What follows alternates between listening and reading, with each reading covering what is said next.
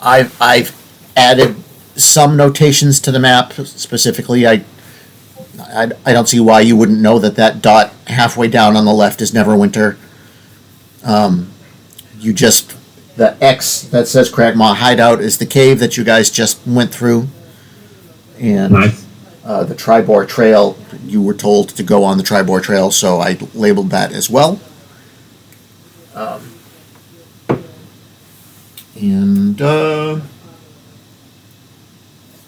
we go. I thought I heard a beep.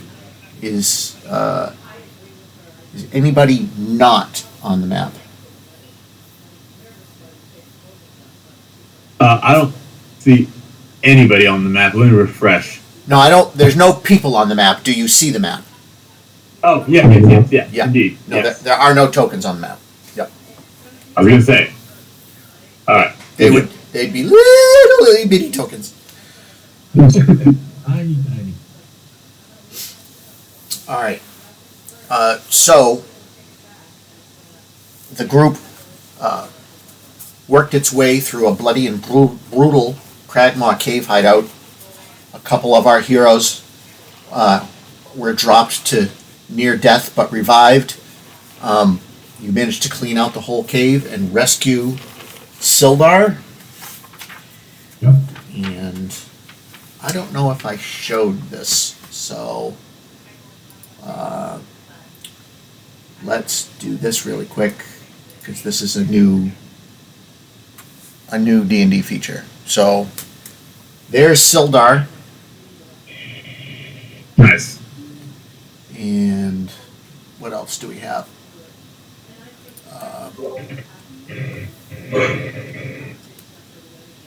Loading a scene. These are chapter 1 images that I never really pulled up. Oh, and by the way, if you don't mind, after Razzle picked the lock on old Sildar's manacles, I pocketed them for potential later use. You never know when you might need to tie somebody up or Sure. up them to a table. Go ahead and are you comfortable custom making an item like that, or do you want me to do it? I can do it later if you want. Oh no, manacles are a basic inventory item. Okay. I just selected off the inventory list. Perfect. So is that us with the wagon? Yes, Yeah. except they never got that close, but yeah. I love it. Yeah, we kind of picked them off pretty nicely. Yeah, that did work out. All right, and then we end up back at Neverwinter Wood. So you guys left the caves, made your way back to the wagon, and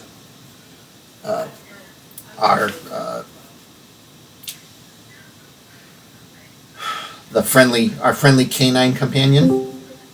Here we go. Oh. Somebody. There he goes. That wasn't 15 minutes. You exaggerator. My bad. Hey, I'm the opposite. I'm like, we'll be there in 10 and it's 15, so good on you. Yeah, there you go. I like that extras in case. So if you, the map is up. If you go to the campaign and find your character and join above VTT, you should get in there. We were just doing a quick little recap.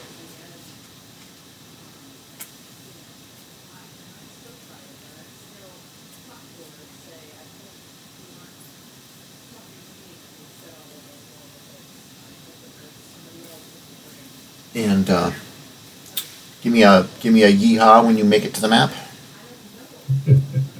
Yeehaw. Beautiful. So I've added some labels to the map that weren't there before. You guys, your last adventure was at the Cragmaw Hideout, which is right at where the trail turns off the main road. And we did a little trigonometry and decided that it's about 20 miles from here to Phandalin, and that's going to take you guys about 5 hours as you move out. And so you guys left the cave, went back to the wagon, and did a long rest. Spent the night at the wagon, and the sun comes up on the next day. Let me get my notes out because I'm going to need notes. Is there any other business besides the taking of the manacles that anybody wants to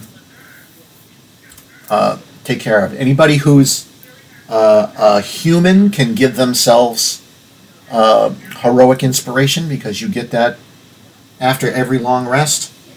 You're racist. Thank you.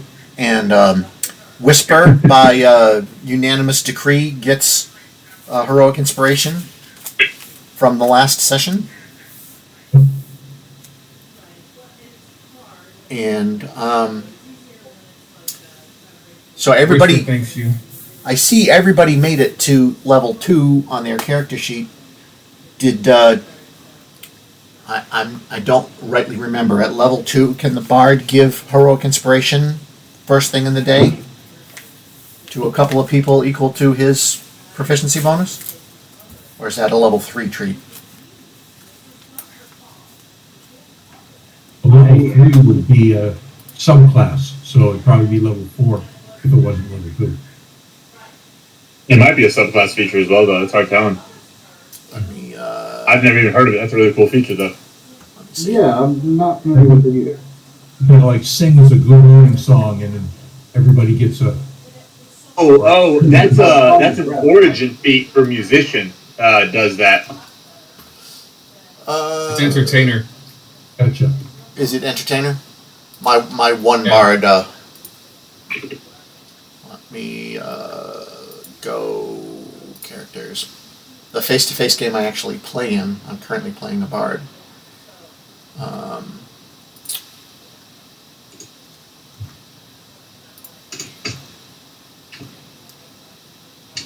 There is a feat, inspirational leader. Yes, where it's you give it's from speech.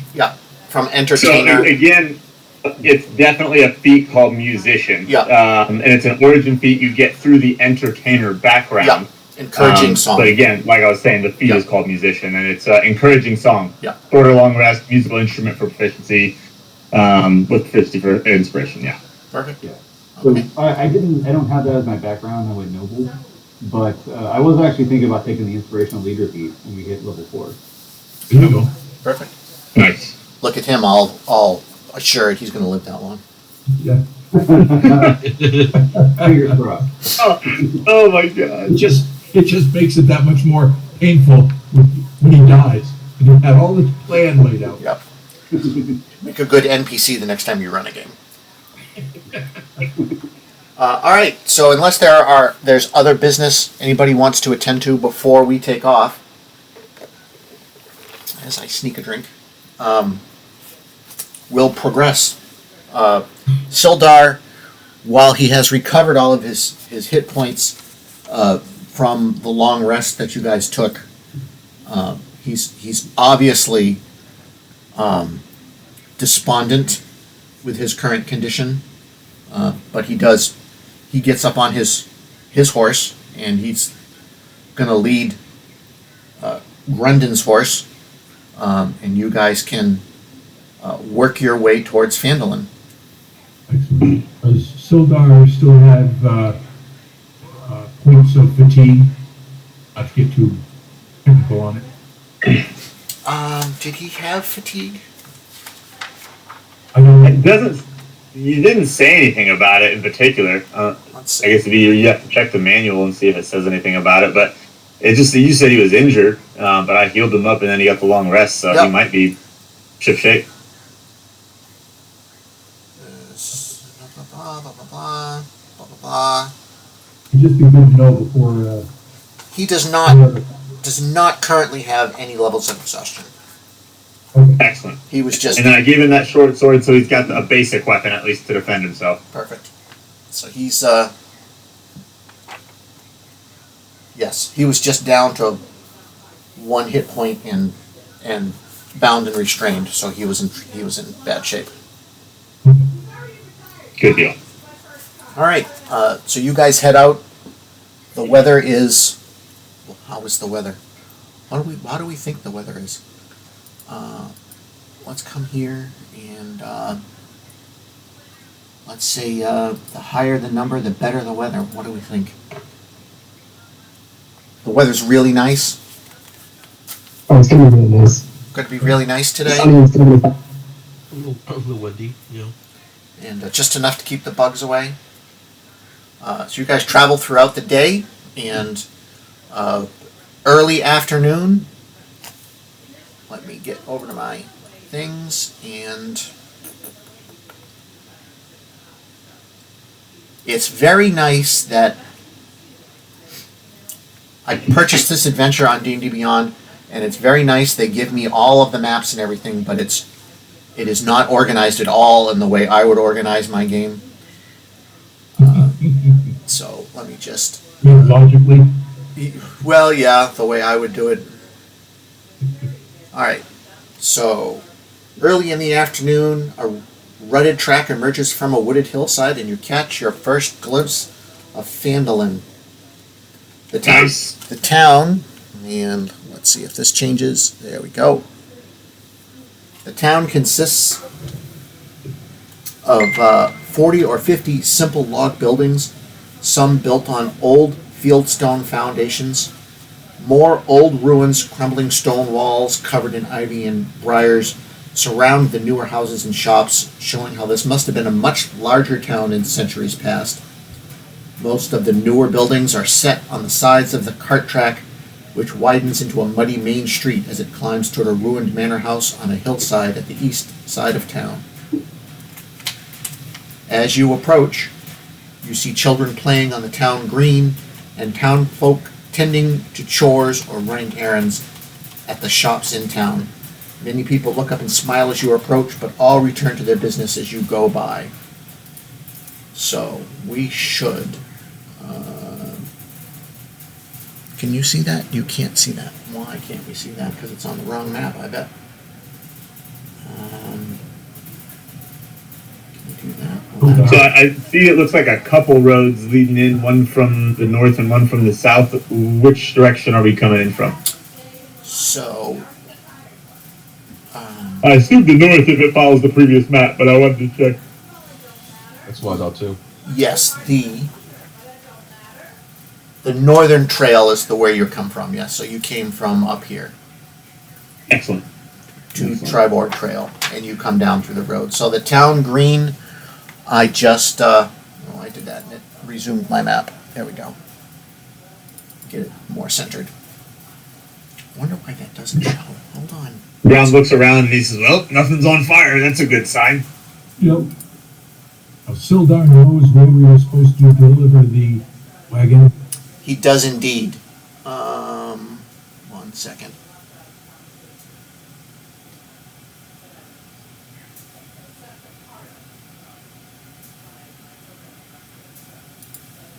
See if that does it.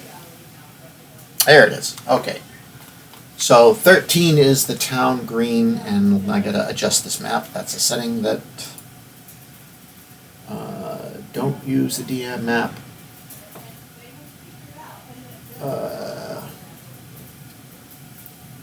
Disable. Let's see what that does. Can you guys still see it okay? Yep. Yeah. Yeah. All right. I've done a lot of markings and it's bizarre, but so the town green where the children were playing, I've marked on the map. That's area 13. So, Sildar points out as you come into town. Turn that on and do that. Barthen's Provisions is one of the first buildings where you come into town, and that was the place you were supposed to deliver your supplies.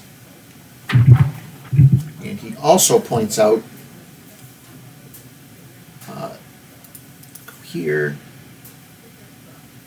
and reveal that.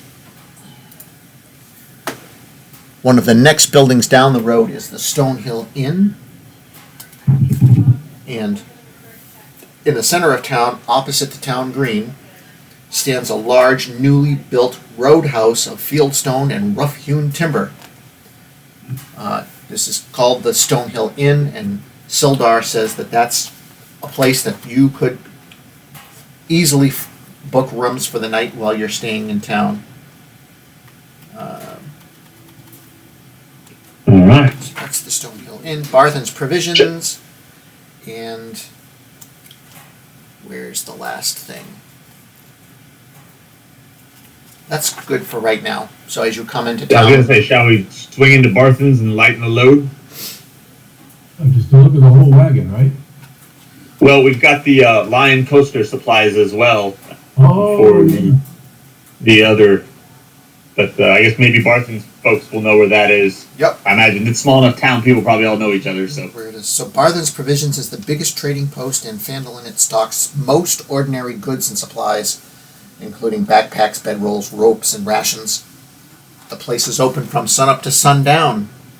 He does not stock weapons or armor, but you can purchase other adventuring gear here, except for any item that costs more than 25 gold pieces. noted. Point out to us where we can sell the goblin goodies that we collected. Was that all weapons and armor? Yes. Yes. So, yes, weapons and armor, he directs you down to the Lion Shield Coster. And trust me, it took me quite a while to figure out what the hell a coster was. Reveal. Don't you feel smarter now, though? No, very much so. Because the guy who... Oh, I did it. Flick another switch. Hold on. Show name to players. And show name to players. Coster is... It's a weird root word for a longer word, which is a building that does supplies. And so whoever wrote this map is making maybe better use of the English language than I understand, but from when I looked it up, it was like part of a word for something else. I heard a bleep bleep. Did we lose somebody? No, disregard. I was just just put a message in that. I'm condensing all the party inventory monies to GP, and I just put the formula in there so people are aware. Perfect. All right, go back here. So the proprietor of Barthen's Provisions is named Elmina Barthen. She's a young human woman with a kindly manner, and she employs a couple of clerks. One's named Ander and one's named Thithel, who help load and unload wagon. You pull in to Barthen's Provisions, and she agrees and quite happily pays each of you 10 gold pieces because you completed the mission to deliver this cart, this wagon load of supplies to her. So everybody can add 10 GP to their character sheet. You're moving up in the world. And she does direct you that the Lion Shield Coster, which is just down the road on the other side of the town center, would be the only place that would probably purchase your second-hand goblin gear for weapons and armor, and would be the only place where you could purchase weapons and armor if you went there. Awesome. That'll work. Any other questions, discussions, or actions to be held at Barthen's? I managed to snag some snake skin and a little bit of the poison from a giant snake we slayed. Does that pique your interest at all, or would we have to go to the Costers? I did assign a gold piece value to that snake skin, didn't I? Or did I? Yes, you did. I did. I get confused because in my Pathfinder game, they just fought a giant snake too, so and skinned it and did the whole deal. So sure, she would purchase anything that you have loot-wise for, let's say, 60% of its listed value. Because she's not going to use any of this stuff, she has to resell it. So buy low, sell high. Right. Makes sense. So you may. Yeah, I was. We discussed the snakeskin value. I don't know what it was, but Did I add it to somebody's character sheet? Yes, you did.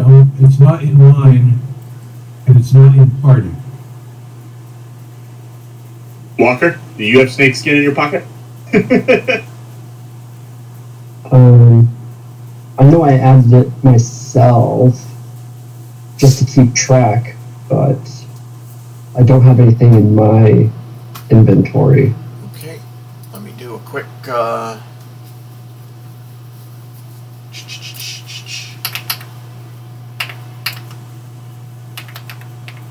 I just have snake scales and poison from Goblin Hideout.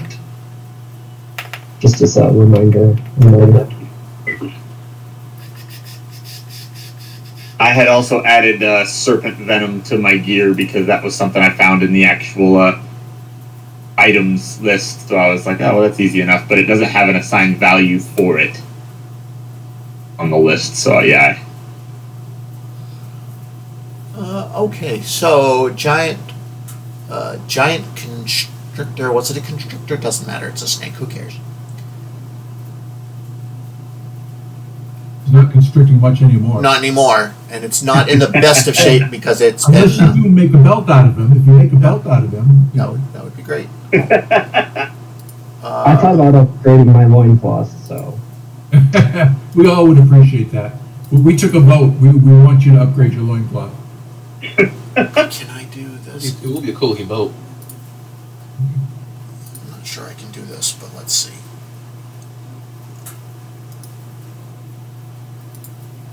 I can't. I can do it in chat. Hold on.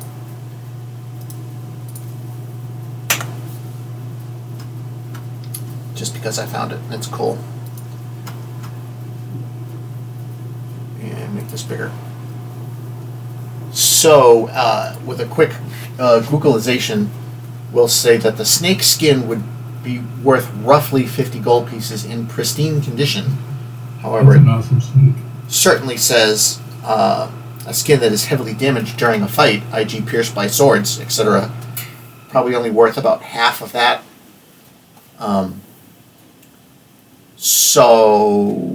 But it is semi-exotic.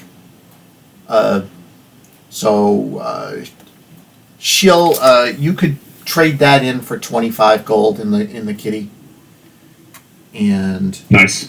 of giant snake and the venom.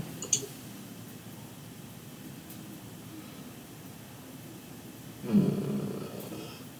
dose of serpent venom is worth 200 gold pieces. So, times 0.6 would be something. 120 gold pieces.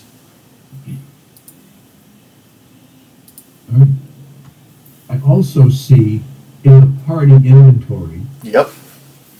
a jade statuette of a frog with gems for eyes. I don't remember where we got that.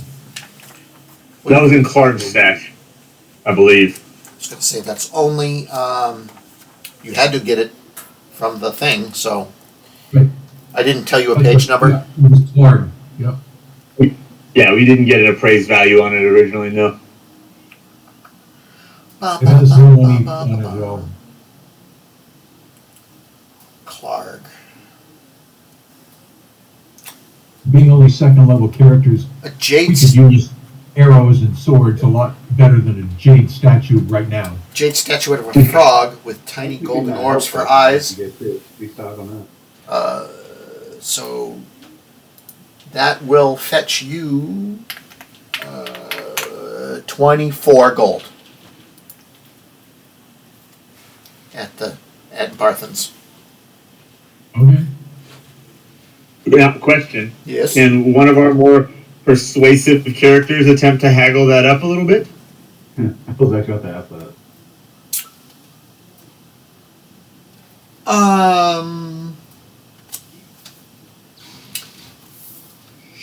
Sure. Let's make. We'll make opposing persuasion checks for whoever you want to do the haggling. And if I do this, I've got to +7 in persuasion. I could take her. We could try it. all right. So That's the spirit. I'm going to roll for Elmina.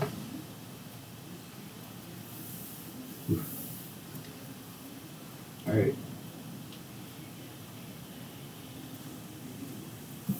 She changes her mind. 23 gold pieces. Touche.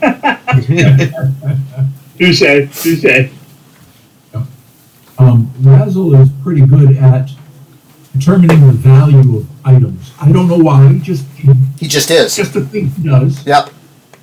That would be an investigation roll. Would that be appropriate at this point, Gary? Sure. What are we trying? Are we any specific item? The jade frog. I'm Yeah. trying to see what the value actually is. So it's she's giving you the normal 60% on the. It's retail value would be about 40 gold pieces, and she's giving you 60% of that. Okay, I'm not noticing that the eye gems are diamonds of. Yeah. No, and it doesn't. If you rub it 3 times, a genie doesn't come out of it. None of that. None of that happens. So. Okay.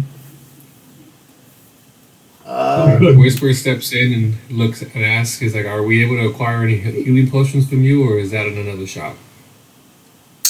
So healing potion, is that more than 25 gold pieces? I think it's 50, right? It's 50, yeah. Yeah, so she only items, any item in the equipment list that costs other adventuring here except for items that cost more than 25 gold pieces. So she does not have that. Whisper nods and steps back. And Grom steps up and says, I gathered most of what I needed to craft an extra potion or two here for the crew. Would you happen to have maybe 15 or so gold pieces worth of herbs you could part with so I could get the rest of my ingredients to put another one together Yep. for the boys? she'll certainly sell you that stuff 1 for 1. Because it's that's fine. She would have that kind of stuff handy with her. Okay. So I've got enough here to craft us 2 extra potions then between what I gathered and what she threw me. So given an evening's work once we're done fishing about, I could put one together for you. I think also Oliver will also buy more ingredients too, so he has a potion for himself too. Say that. So Yeah, I want to buy more. I can make ingredients one every for, 8 hours is all I can craft with my herbalism kit. So, Alright, never mind. but yeah, Okay. You get done at Barthen's, and she directs you to the Lion Shield coster down the road for any of your other stuff. And as you're getting ready to depart her store, she just wishes you a good day and reminds you to be safe. And where does Sildar wander off to? Is he done and gone? Sildar would have stopped here with you. He can. Sildar, as I recall, is going to end up right not there. Sildar is going to go as far as the Stonehill Inn today, and he's going to get a room there. He doesn't have any thing to take it down to the coster to sell, so he's just that's out of luck. He lost his shield, his armor, his weapons were all taken when he was captured, and they were not in the cave anywhere. He speculates that stuff went with Grundar when they took Grundar wherever they took him. So before we depart, Grom kind of puts his head back in, and he's like, "Excuse me, miss. Is there anybody about town we should or shouldn't talk to in particular? We're new to this area, and we certainly don't want to make friends with the wrong sort and spoil my good cleric name." She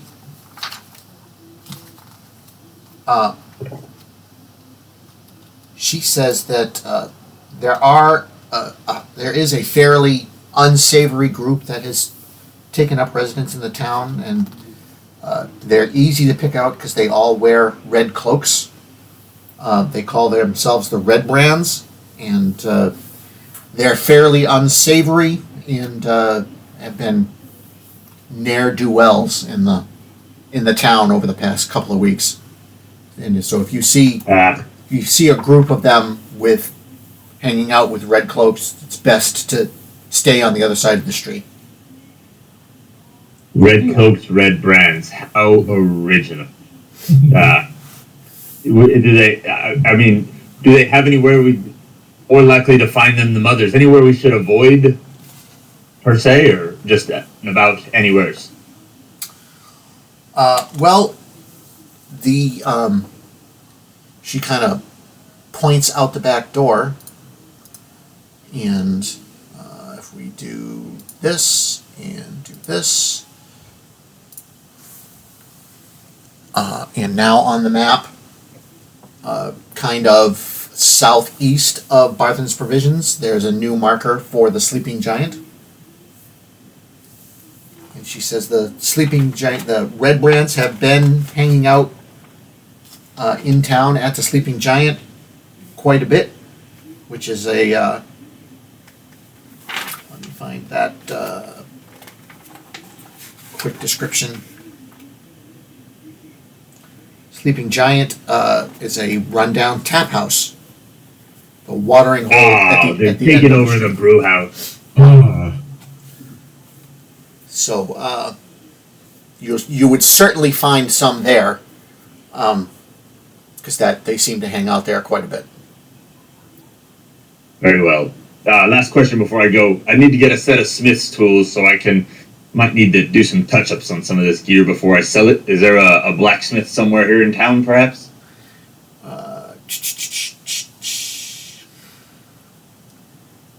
There certainly should be, you would think. Are Smith's tools more than 25 gold? No, actually, they're only 20 gold pieces. So she can outfit you with a pair of Smith tools here without any issue. And if you're really interested in there being an operating smith, I can create one really quickly. Yeah, no, I mean, the tools will work. I think you said Lion Shield had us covered on weapons, and the tools should be enough for me to do the repairs I'd need. So, yeah, I'd take a set of tools. Perfect. Hold on. Something's not right. Okay. I actually spent some time working on this map, but I missed one thing here. This is called... It's not called 17. That makes no sense. It's an excellent map, Gary. Thank you. Though it came... I purchased the adventure on D&D Beyond. That's better. And Yeah. though I did throw all the markers on here to make it a little easier. Yeah. Okay. While the game is negotiating, Razzle's gonna start talking to Daryl and his other brother Daryl, the two guys that were. How many people got that? I got it. Bob Goodhart. Okay.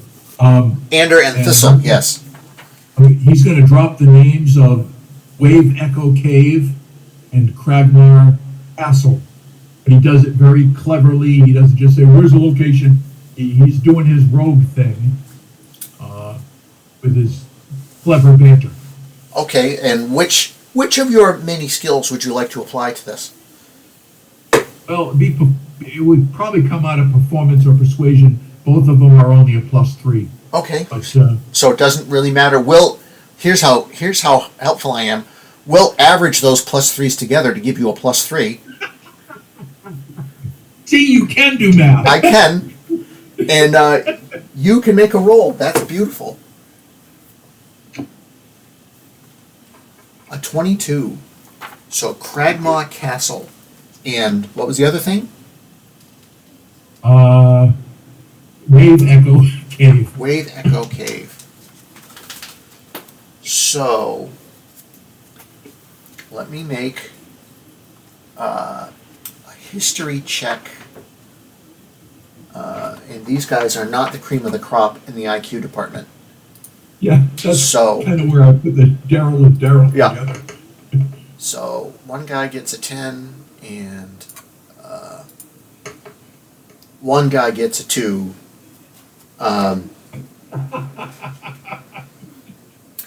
Neither one of them are familiar with either one of those things. Okay, give it a shot. Well, with the Wave Echo Cave, and what was the other thing? I'm sorry. Cragmore Castle. Cragmaw Castle. That's definitely a no. So they have not heard of that. These two guys. So, because and it was not Daryl and Daryl. You messed me up now. That's stuck in my head. Ander and Thistle, and they are not listed in that section. So, all right. Excellent attempt, but they provide no useful information there.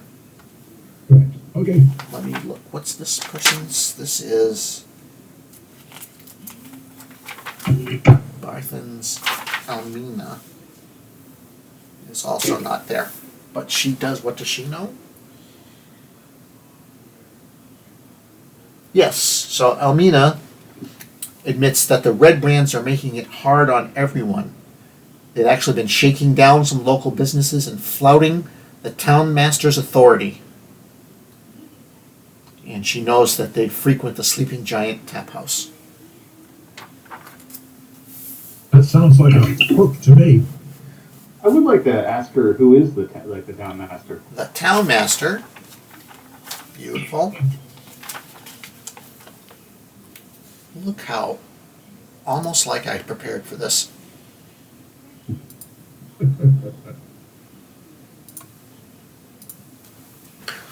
Now on the map, you can see the town master's hall. So Phandalin has no functioning government, but the village elects a town master each year. He serves as a judge in minor disputes and keeps important records. The current town master is a human banker named Harbin Wester. And I have shown you his hall, number 9 on the map. Ah, very well. It's a compact little town in this area.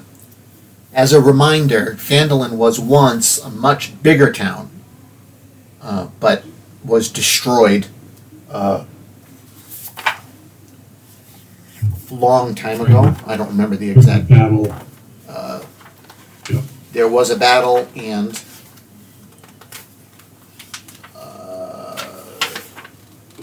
it was, It's all written up in game notes. yes, it was a long. I'm trying to say it was more than 100 years ago, but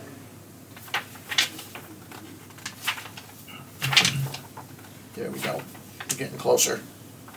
More than 500 years ago, they made this pact and admitted the town, and that worked for centuries.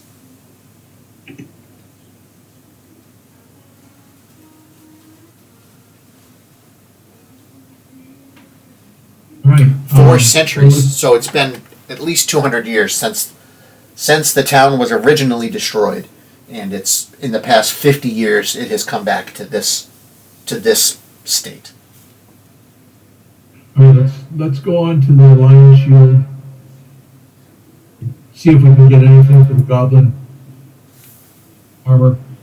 Okay. So that was another question I had, DM. I know with Goblin stuff, sometimes it can be a little dingy. And I have the skill of Smith's tools, which is the main reason I wanted to talk about finding a smithy, as I'd be willing to, take a day's work to get things of proper quality to get proper value out of them to make the trade a little more worth it for everybody as far as putting money goes. Well, I'm thinking that we are under a time constraint because Grundar is currently a captive, and we don't want to spend like a day in the town just cleaning up armor,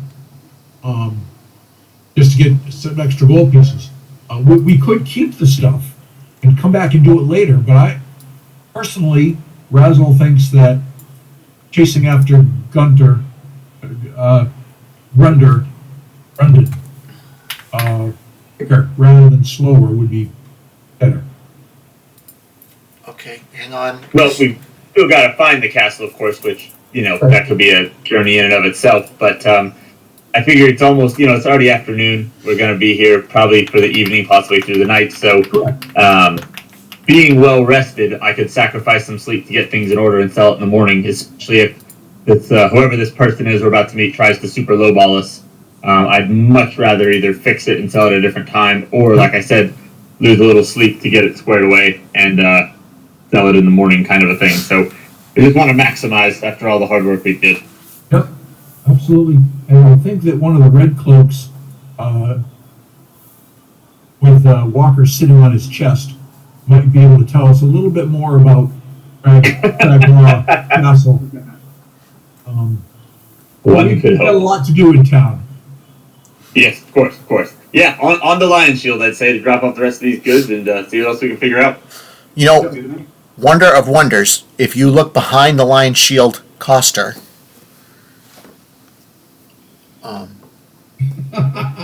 just appeared, is the local smithy, known as the Hammered Anvil, which is the best I could do on short notice. Yeah, sounds like a great smithy. So all right. The Lion Shield coster has a wooden sign shaped like a shield and painted with a blue lion, which is the same symbol that you had on all those supplies that you recovered, above the door, and it's a trading post. The building is owned by the Lion Shields, a merchant company based in the city of Yartar, over 100 miles to the east. They ship finished goods to Phandalin and other small settlements throughout the region. But this outpost has been hit hard by banditry. The most recent caravan due to arrive in Phandalin never arrived. The owner of the Phandalin post is a human woman named... Oh boy, let's go into chat because I'm going to butcher the crap out of this. I lost it. Greywind is her last name. I got that part. We'll call her Linny Greywind.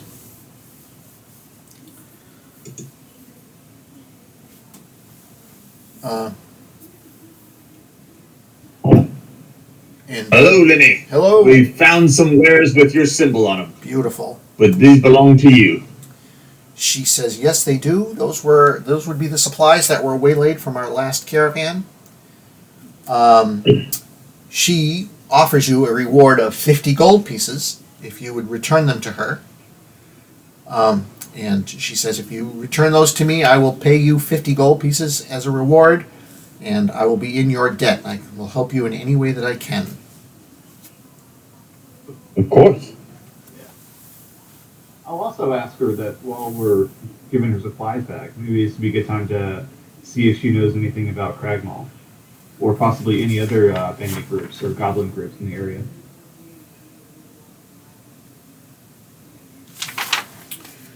So she does not know about Cragmaw, although she's very concerned about bandit groups because her caravans are getting waylaid. And she also equates the red brands as little better than bandits that are local in town. Hmm. Does she know if they work with the bandits? Or are they more like local hoodlums? She would not be surprised if they are working with the bandits, but she has no real proof that that's what's going on. Okay. All right. Real quick, gents, while we're at a nice round number here, been keeping track of the gold between the statue and the snake skin, the venom, and the reward we just got. We're up to 271. 270 flat divided by 6 is 45 each. So if everybody wants to just add 45, I can knock it down to 1 gold in the kitty, and that way you have individual money, so I can buy my smith supplies or 10 towards that and all this stuff. So Very cool. And so yeah, 45 gold pieces for everybody, and we'll have 1 left in the group coffer. and let's I'm gonna invoke a quick 5-minute break because I just finished drinking my Wendy's drink that my wife brought me, and now I have to go take care of it. Understood? I will be right back. Yep. Hi, Chloe Floey. Hi, sweetheart. So it appears that these red cloaks are an obvious hook. And we should go spank them a little bit. Yeah. I need a drink, and if they're between me and the bar, well, God help them. We can clean up the town and get a drink. Yeah. I wouldn't mind talking to the townmaster as well. Yeah, same here. He should know where the castle's at. Yeah. Maybe he also worked with the dwarf that we're looking for. He had to like find the map and information somewhere. And I think Carrie did say that the town hall did contain records. Maybe we could start there. Yep.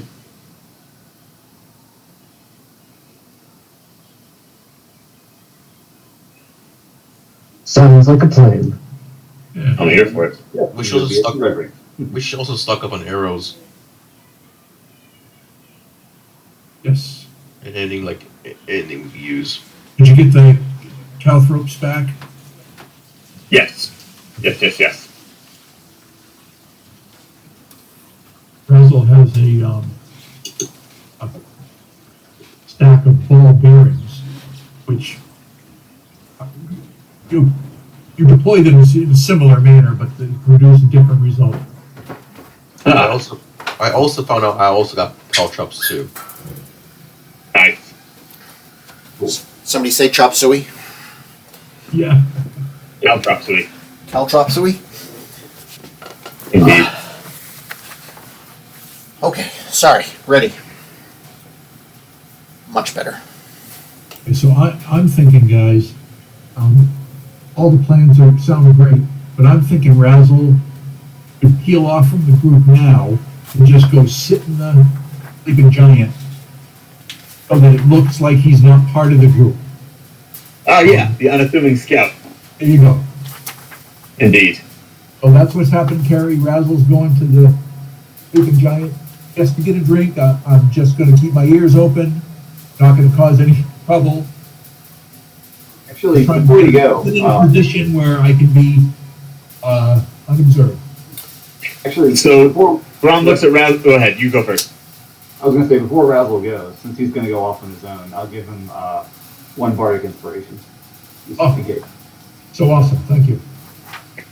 I was going to also suggest, and maybe this would raise alarm, but perhaps take the hound with you, so if you do get in a pinch, you've got someone you can send to rally the rest of them. You could send him. Not a bad idea. Well, I have an alarm whistle. Would you like the whistle? Just give him all the gear. Everything you need to be.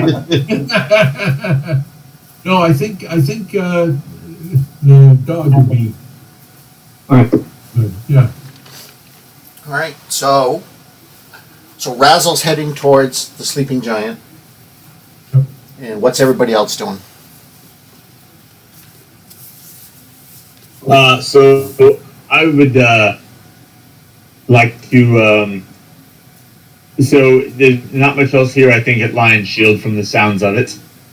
This is our weapons and supply and armor. Correct. With the smithy. I know you don't have a ton of money. Probably 55 gold each or something. I'm down to 35 after buying those $20 tools. But is anybody shopping for anything? Do they sell health potions? That's an excellent question. Yeah, he read my mind. Whisper looks at him and nods in agreement.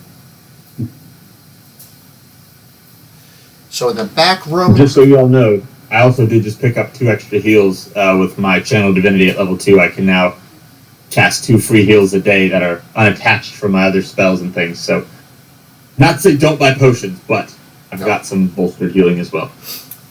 in the back room of the Coster, Linny keeps a supply of armor and weapons, all of which are for sale. Nice. But she does not carry potions of healing. Let me look at the town here. Where is there? I think that might be the only place. I mean, it is a cocktail of sorts, so maybe the bard would have something we could buy, perhaps? Not much you can't craft with the right amount of knowledge and a good set of brewer supplies.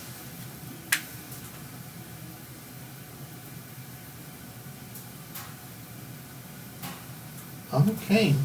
And is there anything there?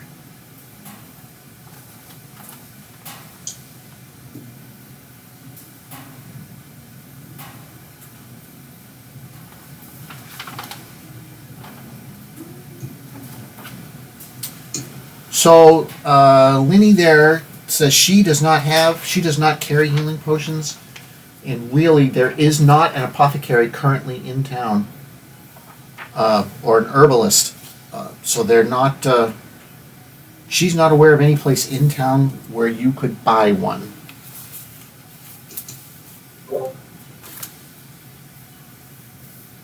So, As they're unloading the cart, Grom points to the array of bows, scimitars, and a couple pieces of small-sized chainmail, and says, "Would you give me for some of these items here? We got these from cleaning out the cave up the road of some ruffians that were hiding about." So, as is, because they're goblin manufacturer, and they are, a little on the worse for wear, mostly due to you guys.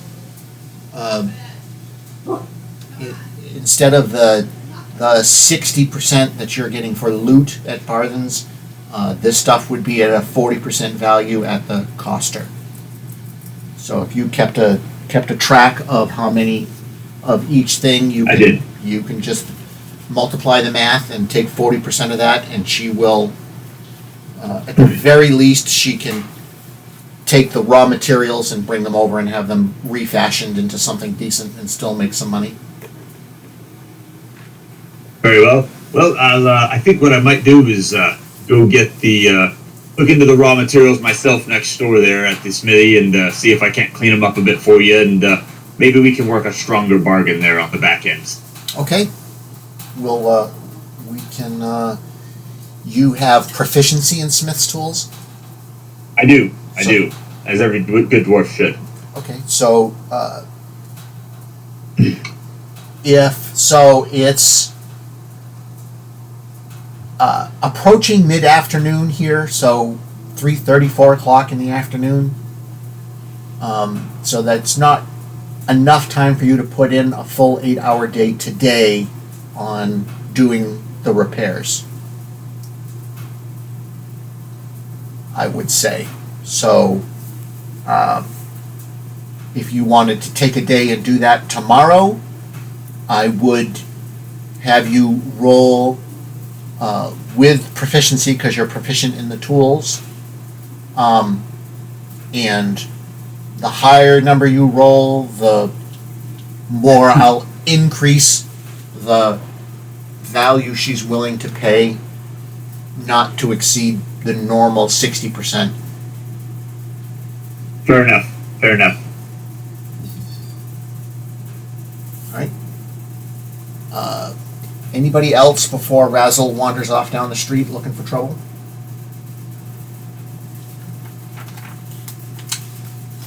I'm gonna say that's a no. Oh, Negative. I'm heading out. I think they wanted to go to the Fire Master Hall. That'll give me a bit of a head start. Real quick before we pop in there, if nobody wants to buy any weapons, armor, anything like that, do you have any costs worked out, DM, for like raw materials? If I wanted to just go buy like some steel ingots from the blacksmith to do those repairs? If not, we can circle back and just keep moving the story along and figure that out on the back end. So, in my mind, this was mostly leather armor, though, wasn't it? You said the two goblin bosses had chainmail. Chainmail. So That was the ones that I grabbed, and then the scimitars and short bows were the other things that I gathered up. Yeah. So in my mind, chainmail that had been damaged would really just mean that there's, 30 snapped rings on the chainmail.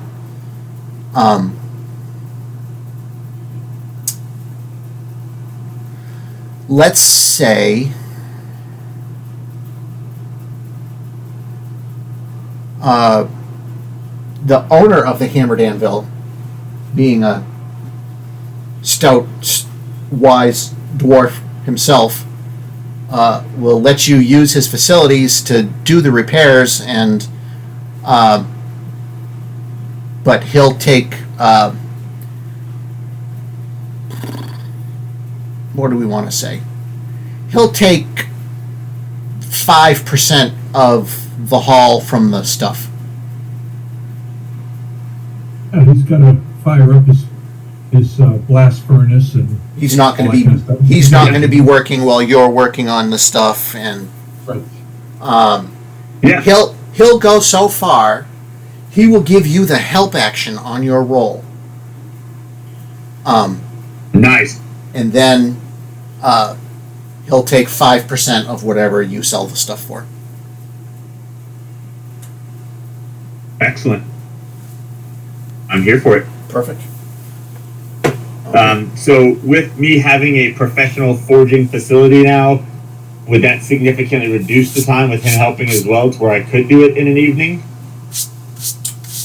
If you want to spend the rest of the afternoon here, then yes, I'll let you and him finish this up in the... It'll be, a backstretch, Jesus, I'm hungry, what time is it when you're done kind of deal, but it would be not enough to interfere with, a night's rest. Fair enough. All right? Fair enough. So let me do a little back of the napkin thing. We were at 40. We can go to 60. Well, which is, look at that, a nice little spread of 20.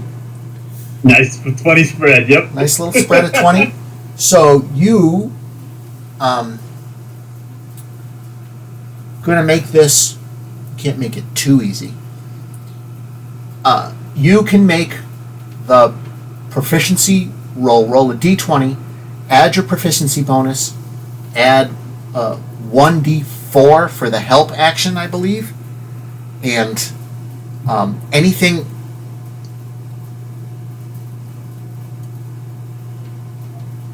Wasn't the help action with advantage, or is that the Is it 2014 version? I think the help action is advantage, actually, advantage? Perfect. All right. So yeah, roll 1d20 plus your proficiency bonus with advantage, and we'll add whatever that percentage is to the base. We'll add whatever you roll to the base of 40%. And if you break 60%, you've done such a good job, she'll pay more than she normally would. So Nice. Okay. So What roll. does he roll? There's no crafting roll.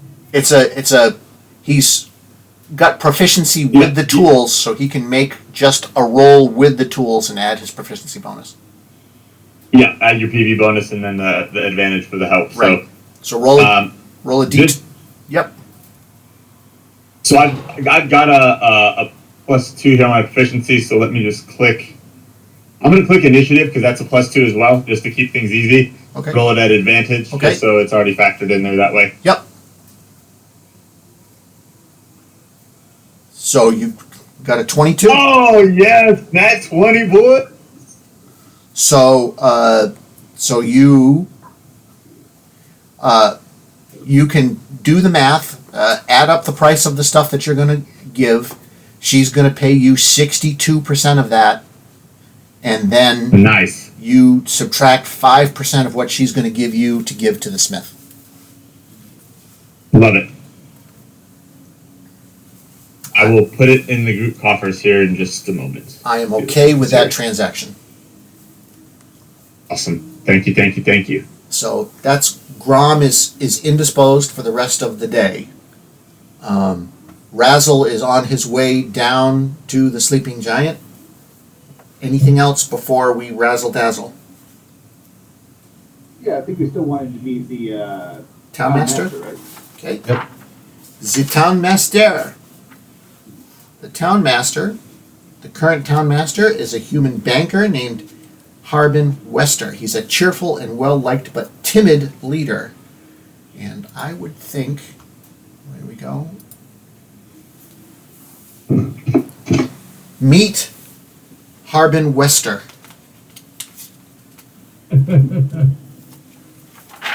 So,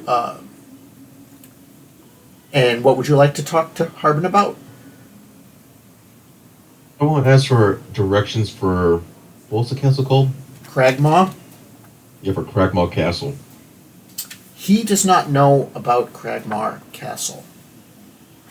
He does, however, posted on a board beside the door of the townmaster's hall,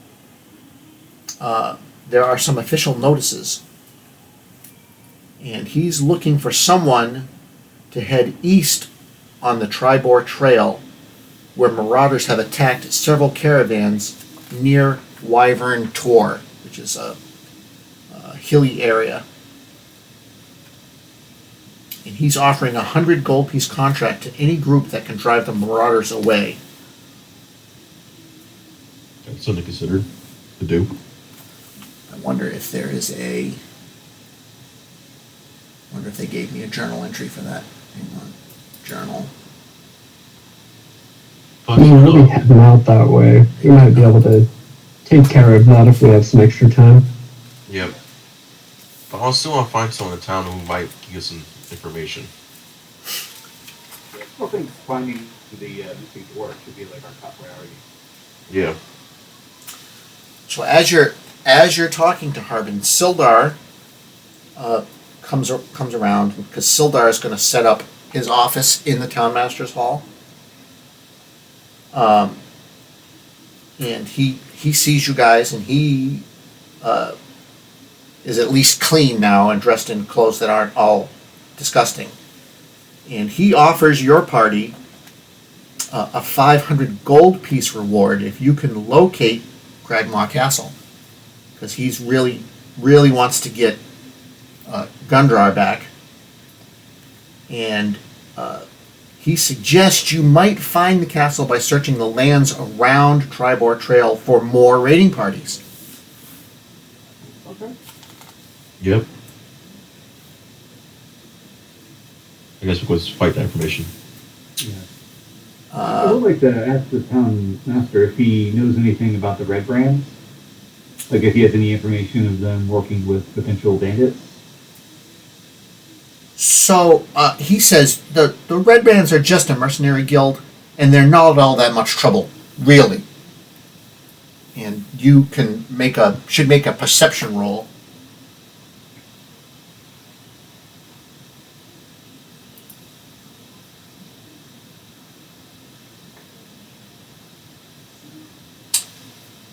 I'll make one too.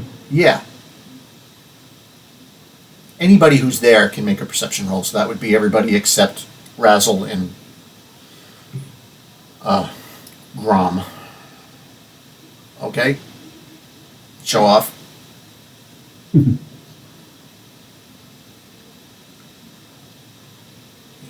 Whisper. Boom. So Whisper and Elevar note that when you bring up the Red Brands,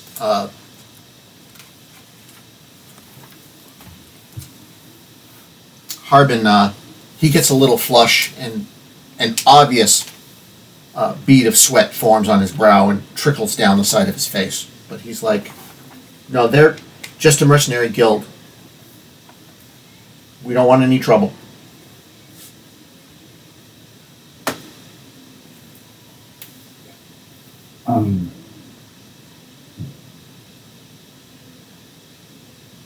So I guess Reed wouldn't have noticed that. Not on an 11.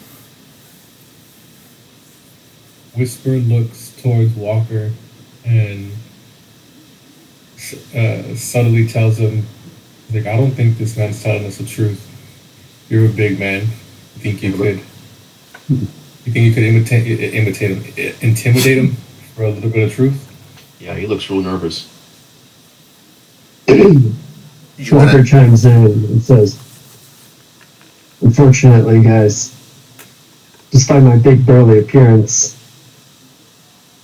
not that intimidating. I get real flustered, but if you want me to, I can give it a try. Above table. I don't have a very good intimidation skill. Well, I'm just not really good at talking to people. If you hadn't noticed. Okay. I could try it, but I guess at this point, no one's like I haven't noticed it, and I don't think anyone's told me. So You could always say that I'll do something, but I got a +1 intimidation. I could try for it.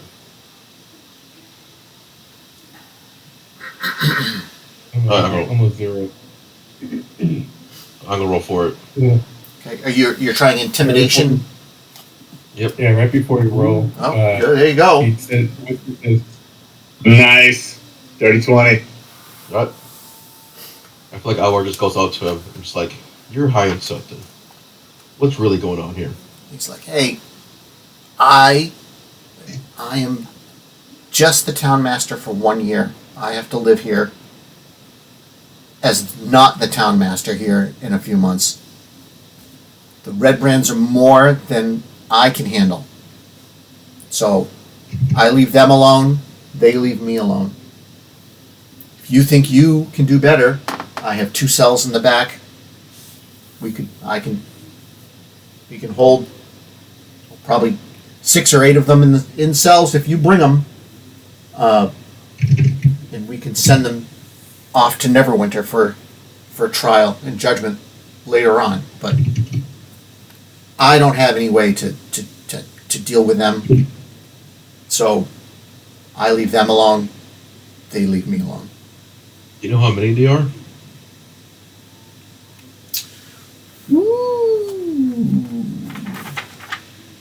Good question. That's a really good question. Maybe who their leader is? He has never seen more than 6 of them in one place at a time. But he's sure there are more than 6.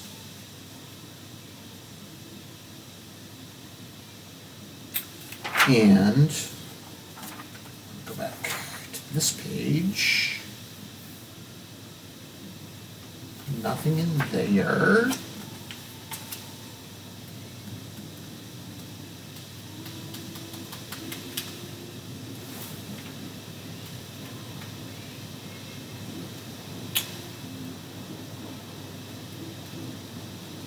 Does he happen to know where they hang out at? Does he says you can often find several at the Sleeping Giant. And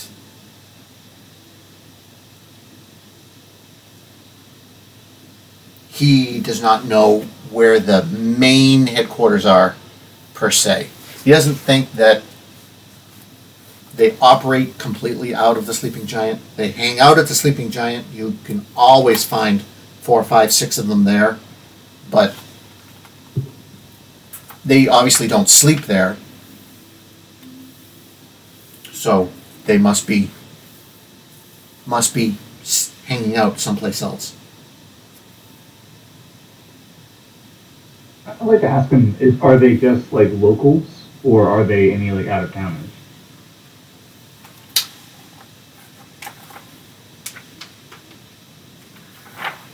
Wow.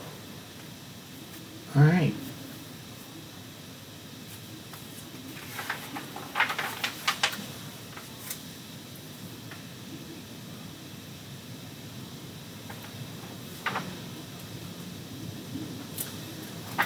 There are, when the Red Brands came, and they did come, so many of them are out of towners, but they did absorb 2 or 3 bad seeds that were in the town. Okay. Every town has its troublemakers, but when the Red Brands came, those troublemakers found a new place to be part of. They became part of the group that came, being of the same disposition. Real quick, Spirit of Grom speaking here. For Sildar showing up cleaned up, would we have assumed he was able to secure said loan from either the townmaster or somebody at the inn to get us that $50 he owed us so I can add it to the party inventory? Did he promise you $50? Yeah. When we rescued him at the cave, he said he'd personally give us 50 GP to get him back to Phandalin. He said he didn't have any money on him because he got robbed, but he could secure a loan when he got to town. I think was the specific verbiage.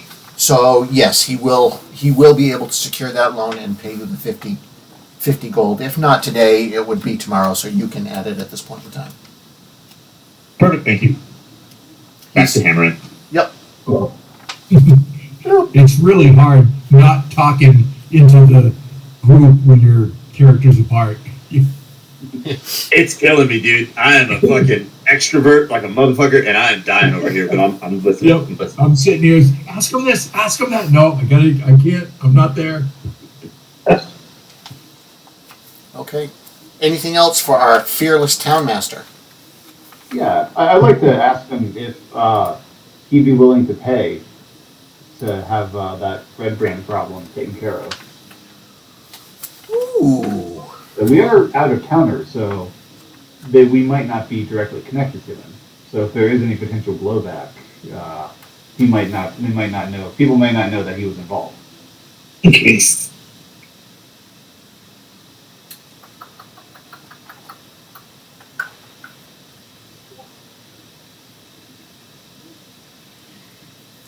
He says, let's make, who's got the highest persuasion of the 4 of you that are there? That would be me. We got a +7. +7. Mm-hmm. Let's gonna make it a DC 12 persuasion check for him to pay you, and the higher you roll, the better the offer. Oh, I gotta go back to the chat. I'm gonna lose it. Oh. He is not willing to offer you payment up front. Although, you're rolling well tonight. if you cleared out, he would look the other way at any rambunctious behavior that happened, and would certainly be willing for anyone who gave the Red Brands a taste of their own medicine to keep anything that they got from the Red Brands when they did so. Okay, well, that's something. Music to my ears, says Walker. Okay. Anything else before Razzle goes crazy? Do you think we should grab Grom for this? Just maybe like take him away from his smith for a little bit? He is. We can send the hound. Yeah, he's. I Yeah, think we'll be fine. he's kind of busy. He's spoken for unless something really untoward happens. All right. So what was that? Oh yeah, you got to figure out. Gotcha. All right. So Razzle.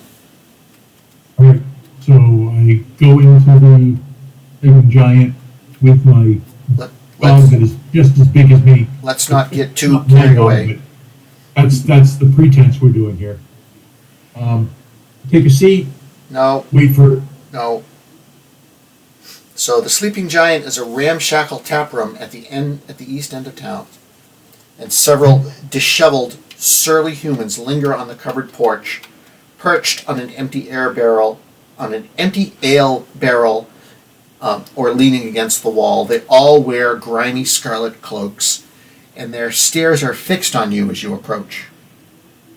One of them spits on the ground, looks at you, and says, "Well, well, what do we have here? A little puppy with a little puppy. Did you come down here to bark at us, little man?"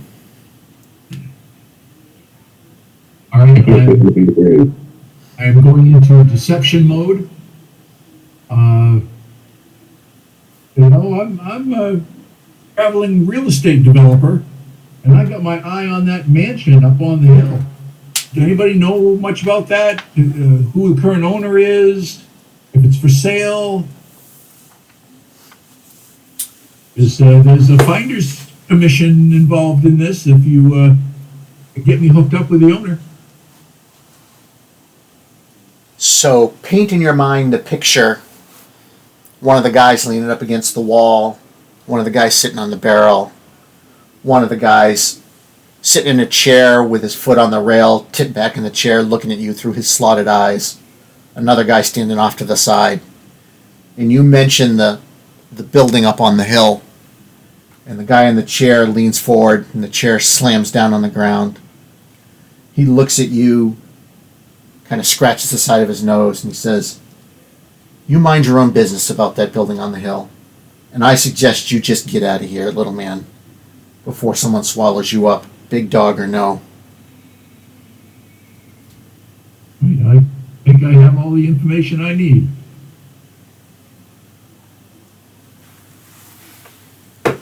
Okay. I think you might.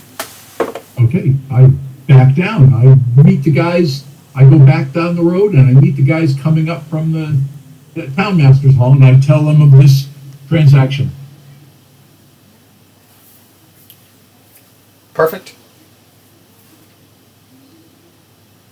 They, of course, tell me about the town master and how he doesn't know where the red coats are living, and I explain how I have just found out where they are hiding. 1 second.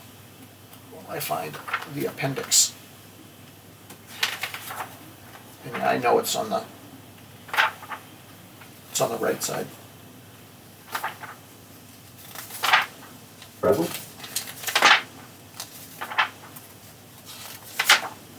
Trying to do this without singing the alphabet out loud.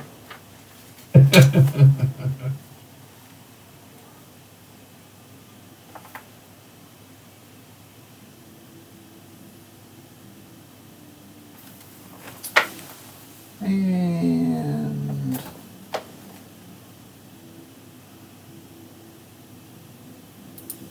if we go here and do this,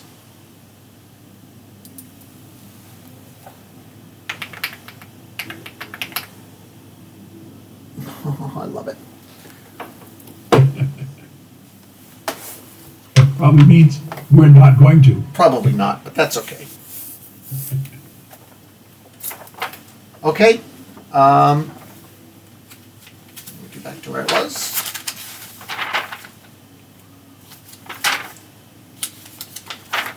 And what's the number? Okay. What do you guys want to do? Well, we gotta give Grom time to Grom finish is his work. Grom is busy until well after dark. Yep. So, Guys, do you guys want to try to sneak up to the manor house and scout it out, or cause some Yeah. trouble? Yeah, let's try that.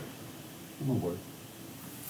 In order to get there, you either have to circumvent around town or walk right past the sleeping giant where all these redcoats are hanging out. Well, we were offered a slight reward, perhaps, if we round a couple of those guys up. Or just go to the sleeping giant and start collecting coats.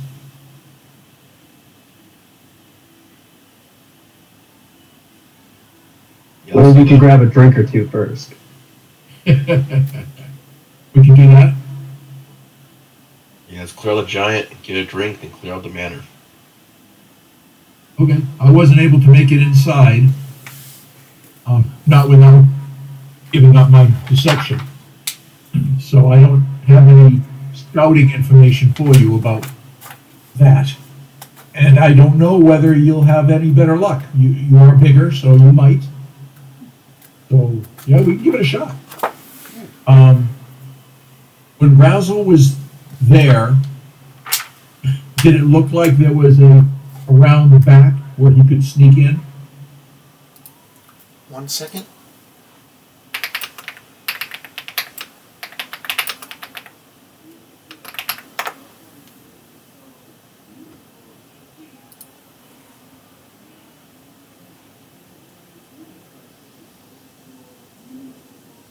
Oh boy, how fast can I do this? Hang on. Yep. Take your time. This is really good role play. And then if I go here and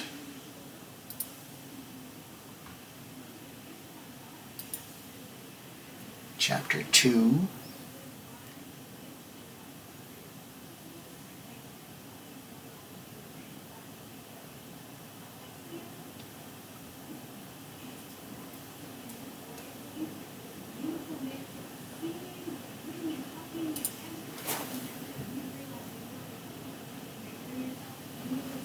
There's your red brands. Very cool. That kind of looks like Razzle on the left. I was thinking the same thing. I was like, how appropriate. Let me see if I can do this really, really fast. Create.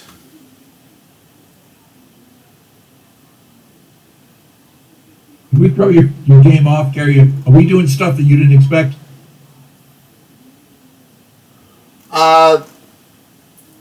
No, I just now realized that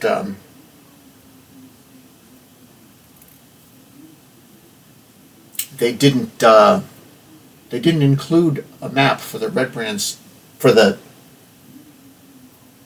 sleeping giant. So I think I can really quickly come up with something good here.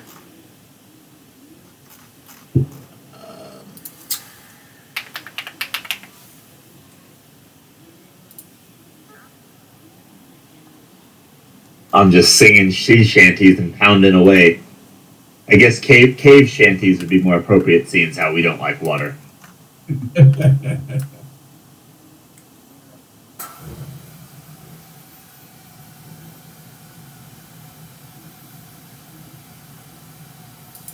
I will say at 62% minus 5% between the 2 suits of chainmail, the 5 or 6 scimitars and the 5 or 6 short bows, we're gonna pull another haul of about 220. So coupled with the $50 from Sildar, that'll be about another 45 a piece. So it's about $90 each. That's a pretty good start for chapter 1. Yeah, well, second levels. Yeah. Definitely enough to get us the gear we need to press forward. Right? You can upgrade your leather armor to studded leather, or Right. that kind of stuff. I was actually thinking, man, like, yeah, get a little, take this chainmail to split now, you know what I mean? Just a little bump. Yep. Oh, that'll work. Okay. All right, sorry. So what's the plan? We're gonna. Razzle wants to go around the back, see if there's a back window, back door, and do his stealth thing. And the guys are going to walk in the front door and get a drink. All right. So let's go back to here and here.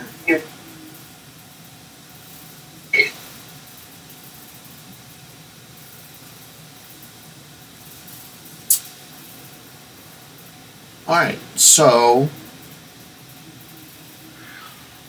Razzle, you should make a stealth check, and I'll let you make it with advantage because there's enough. Oh, good. There's enough. If you start your approach like a smart person, I got the wrong pointer. If you start your approach like a smart person, like swinging around these buildings and then heading around, Yep. you would have plenty of cover. So let's make that our stealth. That's not great. And I will take that into account, and then you can make a. You're looking specifically for a back door or something. We're gonna do something I don't normally do. Make a flat. Is that a second stealth check? Why'd you roll again? Yeah, you said I had advantage. Oh, I've got a 19. I can throw the okay. Bard Inspiration on it if that's my. No, that's if fine. It looks like I'm being spotted. I'll throw the Bard Inspiration on it. So you get right behind this little shed here, Okay. and are scanning out the back. And what are the chances? There must be a back door at a place like this. How could there not be a back door and some windows? So that's for sure. And then the other 4 of you meander up to the front door, and the same 4 ruffians are standing at the front door. They see you guys coming, and they get up, and they're arrayed on the porch looking down at you guys. So if we do this, just make sure. It's a little improv map here. That's pretty darn good. Yeah, it was a quick search, but it worked. Close all of those things. Tokens. Oh, I do need that. Hold on. And I'm going to drop,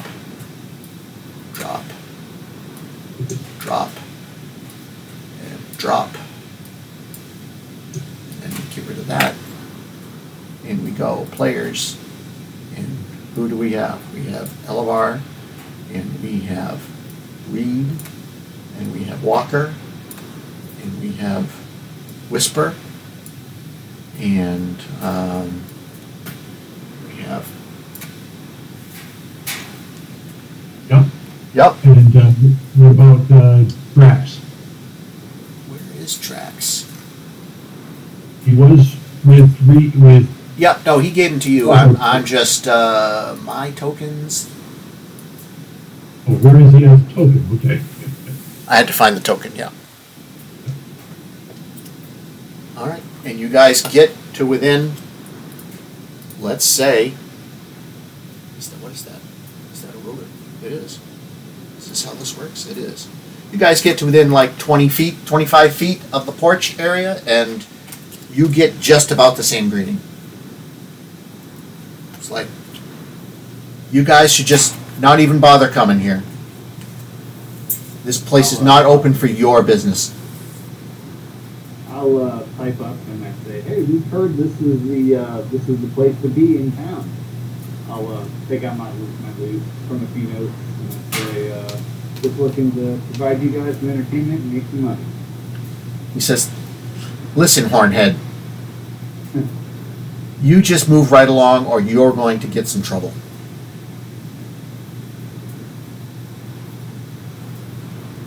Am I able to stealth my way into the back door? Oh, I'd love to come up behind them through the door on the porch if I can. so let's put you at. Oh, wrong button. I'm going to put you at the back door. Okay. And we'll hold right there for a second while we have a pissing contest out on the street. Okay, yep. Walker's going to attempt to cool down the situation and pull out a handful of gold and say, Gentlemen, we're just looking for a drink. 1 or 2 and we'll be on our way. And you'll have a couple extra gold. I'll can I play a few notes on my loot as well? Yes. I'll also throw it in there and say, if you let us in, I can promise I'll play an amazing song and it'll be a night you'll never forget. So this guy comes down. This guy steps down. This guy steps down, and this guy comes over, and this guy's the talker. Come on, you can do it. And he says, I could just take that gold right away from you right now. I don't need to let you in anywhere. Head back to where you came, or you are gonna feel the edge of my blade. It's your last warning. Can I tell if there's anybody else in the building? There you or go. is the only 4? Make a DC 10 perception check as you're peeking through the window. And I gotta come back to the... I don't need that anymore. You... Oh, you do the inspiration too, if you want to be with it. Oh, yeah. What's the, is that D4? D6.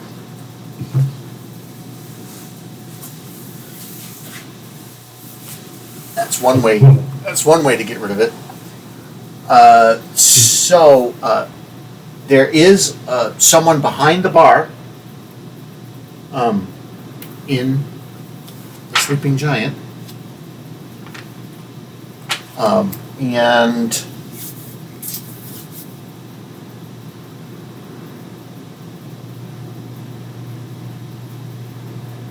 that's all you see right now.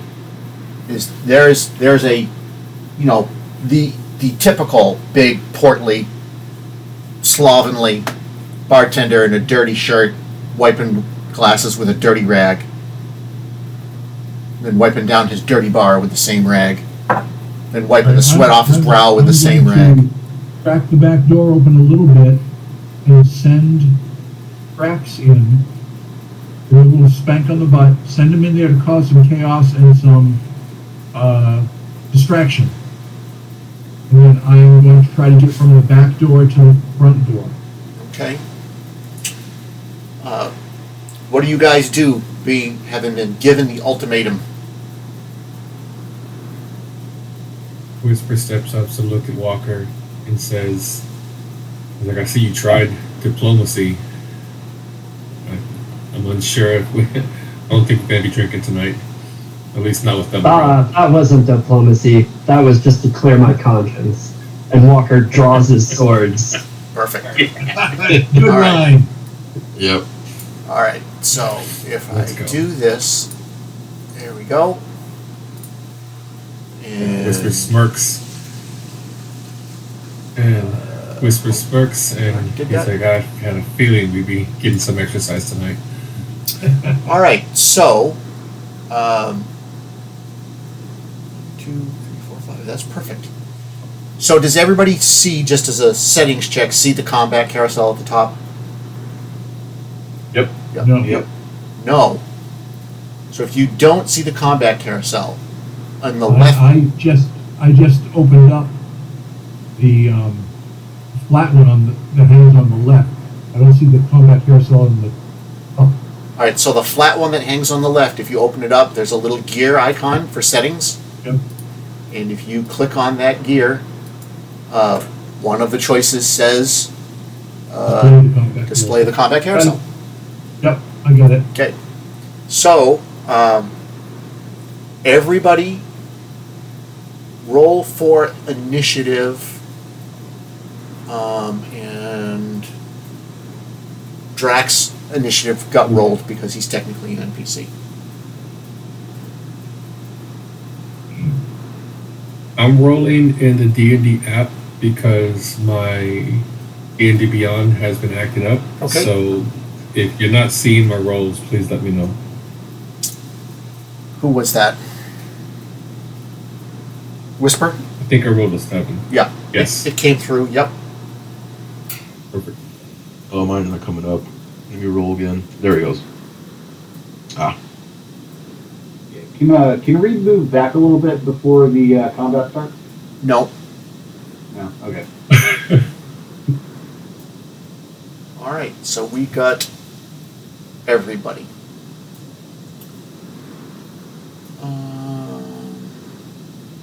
I don't see any reason why we can't do this, because it just makes life easier.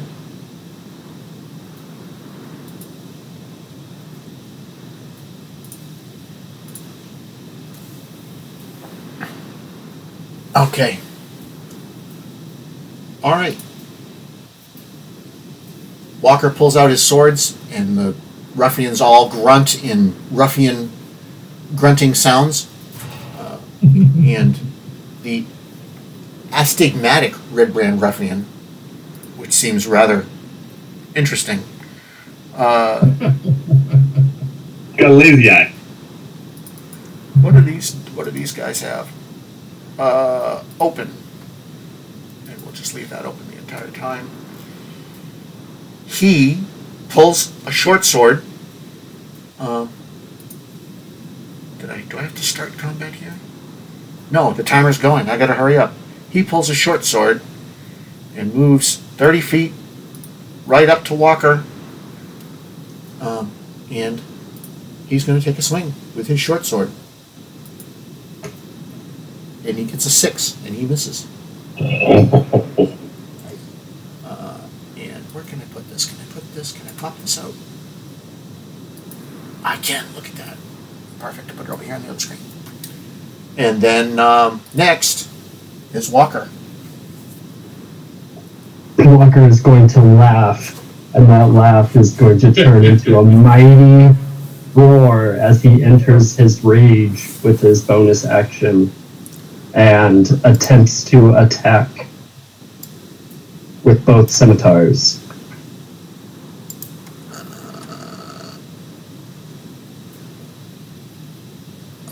Hold on. All right, 21 and 19.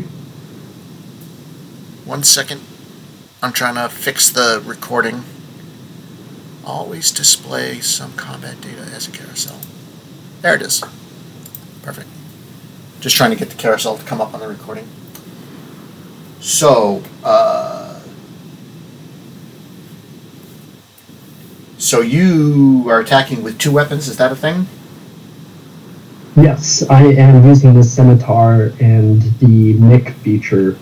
When you make it the extra attack of the light property, you can make it as part of the attack action instead of as a bonus action. Okay. And do you get the bonus with the second attack? Do you get your +6? No, I do not. Alright, so it's really a 21 and a 13? Am I reading that right? Oh no, that was to hit. Yeah, it's the damage you don't get the adder for on the bonus. Yeah. Oh yeah, you don't get the adder. The damage just happens to be +6 too because of the barbarian rage. You're a bad motherfucker. So you don't get the +6 on just the damage? with the second Correct. weapon. Okay, gotcha. So, yes, 21. Yeah, both of those hit him right on the old chesticles. All right, first attack is going to be 9 slashing damage. So, and I apply that like this. Perfect. Yep. And then the second one is going to be 2.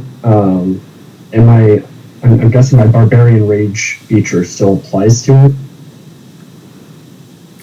So, Correct. so it For would the be, damage. so it'd be So 4. it'd be 4. So I can do double the damage to him. There we go. Did you see the little minuses? That ends my turn. Perfect. And then I didn't even know what the initiative is going to be. Reed. Are they all within 15 feet of each other? Of each other or in a... Within 15 feet. I was thinking of casting a Thunder Wave. I just want to make sure I can hit all 3 of them. Thunder Wave, is it a cone? Let's see. It is a cube. A 15-foot cube originating from the caster. Alright, so if I go originating from you, Yes. cube, size 15, and we call that a square, and then you can get those two are within 30 feet of you and within 15 feet of each other. Does it have a range? Let's start with that. It originates from the caster. So, alright, so it's going to be touching you. Yes. So, I was hoping. Could I move like a? so yeah, you can move up to 30 feet before you cast. Try to cast it from that angle so it hits the steady ruffian on the left-hand side and the other 2 on the right-hand side, if possible. So put yourself where you want to be. I'm not sure there's any real location that's going to get No. all 3 of them. Okay. Just- All right, that's fine. You could get these 2. Yeah.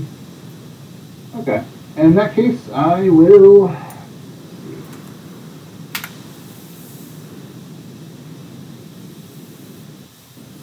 Can I try Fairy Fire instead? That one is a 20-foot cube.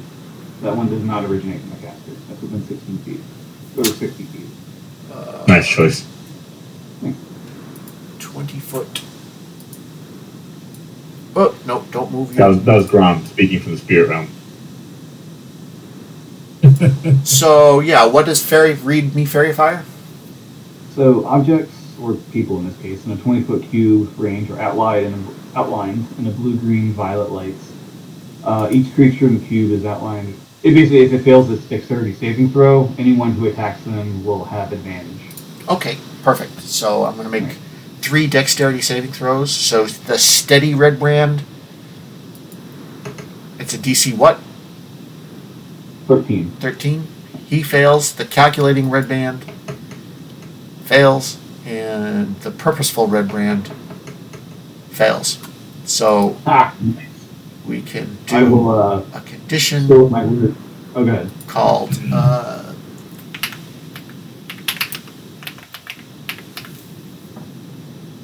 and let's lock that in. What the hell was that? Somebody rolled 1,000,000 dice.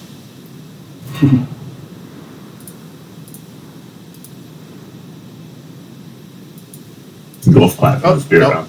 that's not. I didn't mean to put that on the area of effect. There we go. All right.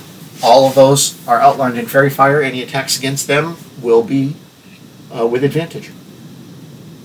I'll still playing my lute. Reed will say, "Well, gentlemen, looks like you're getting a show after all tonight." All right. I D. will use my movement to go about 15 feet back behind Elevar and Walker. Perfect. Oh, and I'll try and say, remember to try and take a couple of them alive. All right. So the purposeful red brand ruffian can make it to there. That's 30 feet. And he's going to take a swing at Whisper. He runs up, glowing with fairy fire, snarling, a little bit of spittle flying out of the corner of his mouth. And he rolls a 13, which does not hit Whisper. And then the steady red brand, he's going to come up here. I didn't see that dice roll, Terry. Does everybody else see it? Yeah. Might 9 want- plus 4. Make sure you scrolled all the way down to the bottom of the game log, just in case. Yeah, I'm gonna refresh. Yep. Keep them. The steady red brand runs up to Elevar, and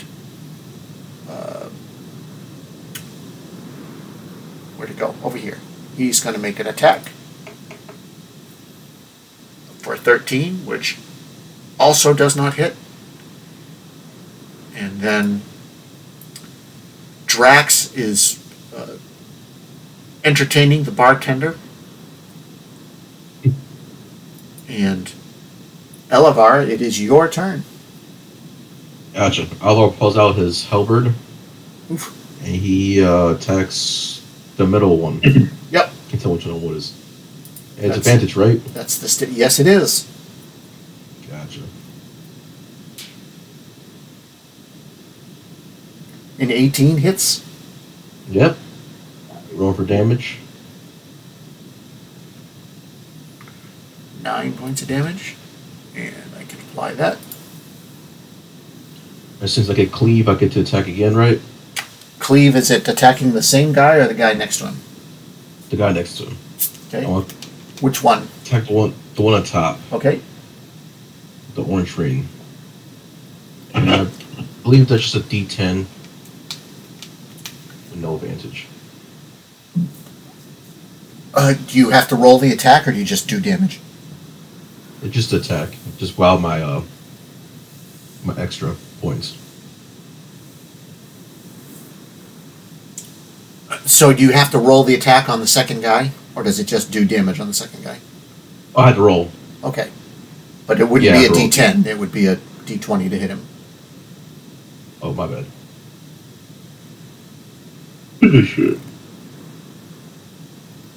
Be a lot harder to hit him with a D10. That hits him. There you go. There you go. And I'll roll for attack.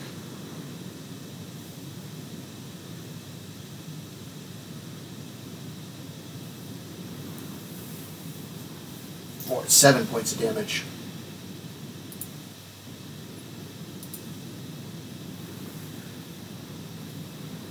So what does it look like when you slice through these two? Alright, Alvar does a cool little spin move and slashes the elf next to him. And he finish off and stab the elf on the top right in the stomach, and his guts just fill out. But Alright, and calculating, we don't need this anymore, right? 25, he can just make it to Whisper, who seems to be the least threatening. Whisper first cast Blade Ward on himself. That's is that a free action, a reaction, or That's his action. it's not And your then it's not his- your turn? Oh, I'm sorry. I thought I heard Whisper. I apologize. No, he's running up to Whisper because Whisper seems to be the least threatening of the group, and he's going to take a swing. And he gets an 18, which hits, and he's going to do 7 points of piercing damage until you tell me otherwise. Nope. Nope. Now it's your turn. Well, now, Whisper casts Blade Ward, and then uses his bonus action to disengage. Did you apply that 7? I'm doing it right now. Okay. You're casting Blade Ward. Is that that's a regular action? Correct. Okay, and then you're going to use your bonus action to disengage. Correct. You have a bonus action disengage, just to be sure. Yes. With my second level, I get disengage as a bonus action. Beautiful. So disengage lets you move away from him without taking, with both of them, all three of them, without taking Opportunity attacks, Yes, sir. and you use your movement at this point to move, so you can move up to 30 feet from here. Yes, sir. So I'm going right in between Walker and Elabar. Stumbling back out of the way. What did the Blade Ward do? Blade Ward allows me to subtract 1d4 from attack rolls. Is it a concentration spell? No. How long does it last? I'm looking at it right now. 1 minute. Oh, I'm sorry. It is concentration. Yes. Okay, so let me look for a second. Concentration reminder for 1 minute. That's right. Okay, so I've got that little concentration reminder on your token. Mhm. Beautiful. Okay, and then Razzle. With your extremely high rolls, you may freely move through the building and come off the front. Excellent. That's 20, 30 feet right there, according to the little ruler. With my bow in hand, I am going after the purposeful ruffian. Okay, hang on 1 second. So, I'm holding. Certainly, that is very valid. I would point out that if you attacked the steady ruffian, you would attack. Well, you're going to attack with advantage anyway because they all have fairy fire. So never mind. Yep, and they won't see me, and Yep. So yep, you may attack the purposeful ruffian with advantage.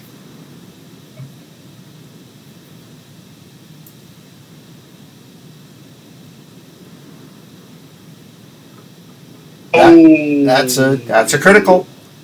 that'll do it. And So just roll your normal damage, and we'll add the d6 on top of it. you don't want me to hit the crit damage. I'm not sure what it's going to do. Let's try it and see what happens. If we don't like We'll it, see what it does. we'll wave our hands. Yeah.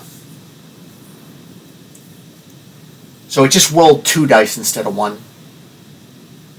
Okay, and that's not what we want. That's not what we want. So we're going to say 4 plus 3 is 7, plus the 6 is 13 There you go. on this guy. And so here we'll just go minus 13. And it was a sneak attack, so I have an extra d6. Yeah, buddy. Okay. Let me zoom in a little here. Let me swing over here and redo this map and zoom in a little look here. that up. I think it's still just 1d6 at second level. Yep, second level is just 1d6. So that's 4 more points of damage. It would be 2d6, no? Because of the critical hit, you double all damage. Or an extra d6, or 6 plus the 4, either one, however you want to do it. Yep, but it killed him anyway, so we're going to look at it. Yeah, he murdered him, dude. How did that look from your perspective? Well, I watched my arrow go into his back between his ribs, and I can't see it anymore because it's so perfectly lined up. It just flies right past the gang into the wall of the building behind them. Perfect. Nice. All right, so this guy is dead, right? Yep. Kill him. And this guy is dead, so we can take him out of the order. And then here's today's trivia. How long does the average D&D combat encounter take in turns? 3 rounds. It's exactly correct. Yeah. Yeah. Yeah. This is Uh, average. So Walker, you are up. Alright, Walker is going to take both scimitars and attack the steady bandit here. You can feel free to let me just get rid of the dead bodies here. He's still raging? There you go. Yes, I am still raging. So a 16. Hits him. Does a 16 hit? It does indeed. Alright.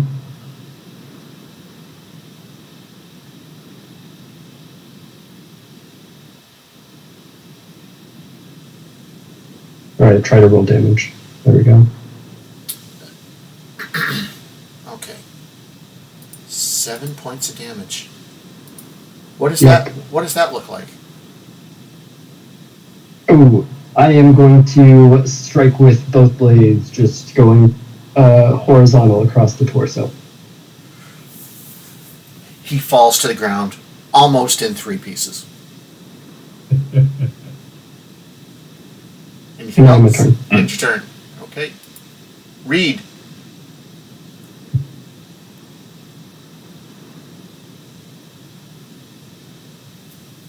Might be on mute.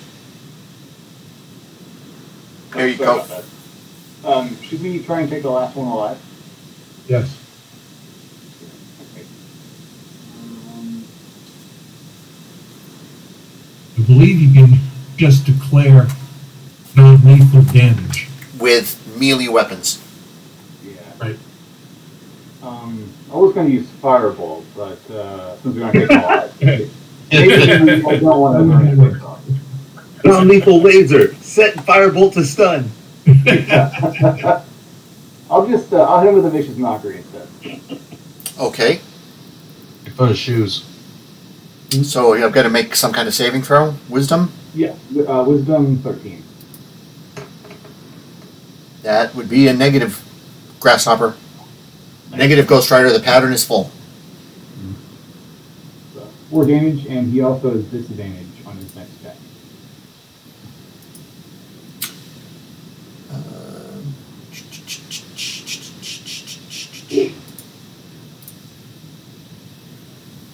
I will use my movement to spin back a little bit. Like a bard. And this guy is dead, so he can come out of the combat tracker. And Can Razzle sick Drax on him to grapple him? does Razzle know the command words? No shit. What? All right, you got me there. I got to teach everybody the commands next time we hang out. Basil does not. We should have specified on the walk here. It was several Yep. hours. We've been doing so good on the role playing, but Now you have something to write about in between the next 2 sessions. next time, yes. Indeed. Because Razzle does, Drax does have, he's not sympathetic Drax, hold on. Can we do anything about that? Yeah, he does have a proper command list, but we'll review it next time I see y'all. I'm sure he'll have a story to tell about how nobody knew what to tell him. Yeah. And we'll have to, we'll have to kind of figure that out. We'll have to do some hand waving because they're commands specific to you as he's yours. So we'll make some available rule because they are commands, but it may require a skill check to apply. Well, he'll just do what you say. Other people may have to make like an animal handling or a nature check or whatever it is to get him to do the command. That's fair. That's totally fair. So I mean, like, Chloe is your dog, but if I came into the room, she would jump on me. correct. But Chloe's not a 190-pound mastiff wearing leather armor. She thinks she is, but she's not. All right, Elevar. Gotcha. We're trying to keep him alive, right? Yes. So if you attack him with a melee weapon, you can simply say, "I'm doing." Actually,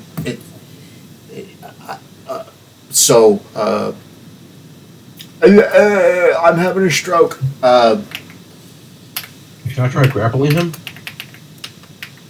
for non-lethal damage, as I recall, when you knock a creature unconscious with a melee attack, at that point you can just simply say, I'm dealing non-lethal damage, and he will just be unconscious instead of dying. So you don't even have to make the decision until after you make the attack.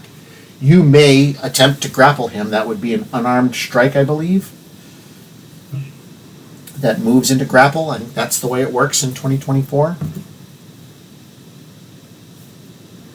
If you make an unarmed strike, you can not do damage and instead apply the grappled condition to him.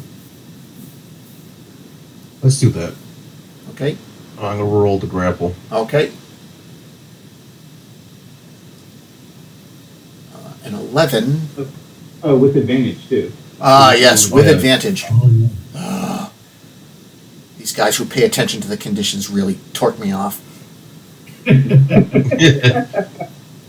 So he that had the calculating red brown has disadvantage. Is that correct? When he attacks, yes. When he attacks, yeah. That's what that little... Yeah, when he attacked me, I don't think we calculated just the one roll, not the disadvantage. He just got disadvantage. From Reed's turn. This turn. Yeah, he just got it. He from the just got fuckery. it. He has not attacked yet since he's gotten that Oh. condition. Oh, it's advantage on him. That's right. My bad. Yeah. He's got 2 token markers. One is an F for Fairy Pants, which he's fairy fired, so everybody gets advantage on him. And his Okay. other condition is disadvantage, which is for his attacks. Yeah. Just so I don't forget. So, Elevar, you can roll that attack again because it's advantage Gotcha. to see if it's any better. That's better. Yeah, a lot better. All right, so let me brush up on that roll.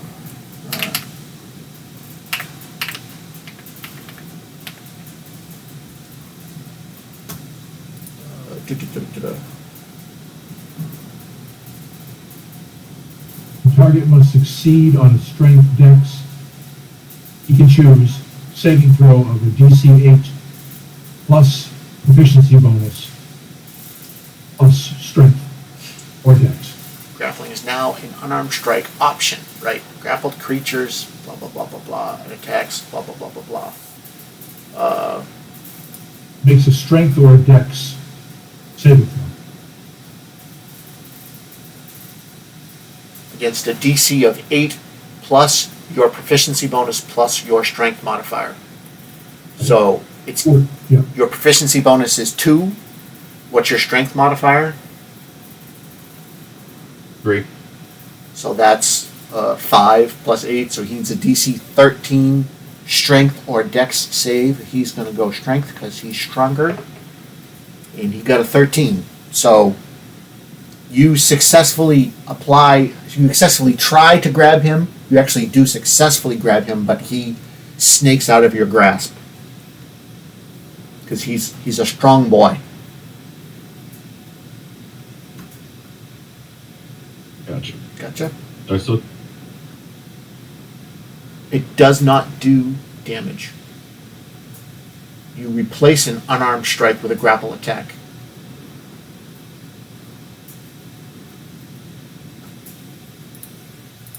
So So, that's a roll for. There's this one button next to it. I press that. Not sure what it does. It just says 4.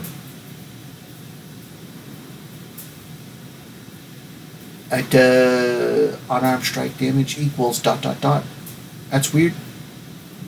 Anybody else see anything besides the ... Yeah. No, No, it's ... It's ... I think it's ... Hold on, let me look at your character sheet. Open character sheet. Unarmed strike, 4 bludgeoning damage.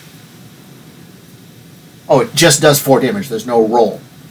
Okay, just 4 damage. But you traded that damage for the grapple. Gotcha. Okay. Okay. You can make a melee attack that involves your body to deal one of the following effects: damage, or grapple, or shove. Okay.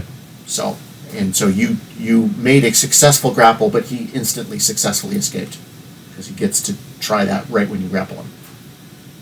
Gotcha. Then I end my turn. There's not much I could do left. Great job. Gotcha.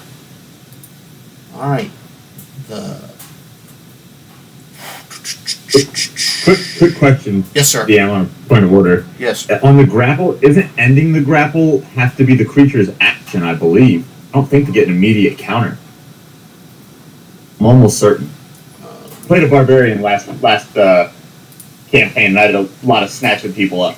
So They do get the athletics or dexterity check, but I believe it's on a creature's turn as an action. So, for an unarmed strike, you make a melee attack, and you do one of the following. One of the things is grapple, and the target must succeed on a strength dex, it chooses which saving throw, or it has the grappled condition. He never had the grapple condition. Right, so he never got to the grappled condition, so he doesn't have to break out of it. He's got to do both. He's got to succeed on the attack, and you make a melee attack, and you do one of the following. So you have to succeed on the melee attack, and you can either do damage, or you can shove, or you can grapple, but the target gets to try and break out of the grapple immediately. Is my understanding. Okay, so I was looking at the rules glossary in the book, and it says that the creature can use its action to get out. So that's why I was confused. Yes, But once he has been grappled, so if he had been grappled on Elevar's turn, his turn is next, he could make the same attempt to break out of the grapple again on his turn. got you. I thought Yeah. the successful attack automatically secures the grapple. Nope. If if you look at your character sheet under unarmed strike, you'll see this. You'll see how the wording lays itself out.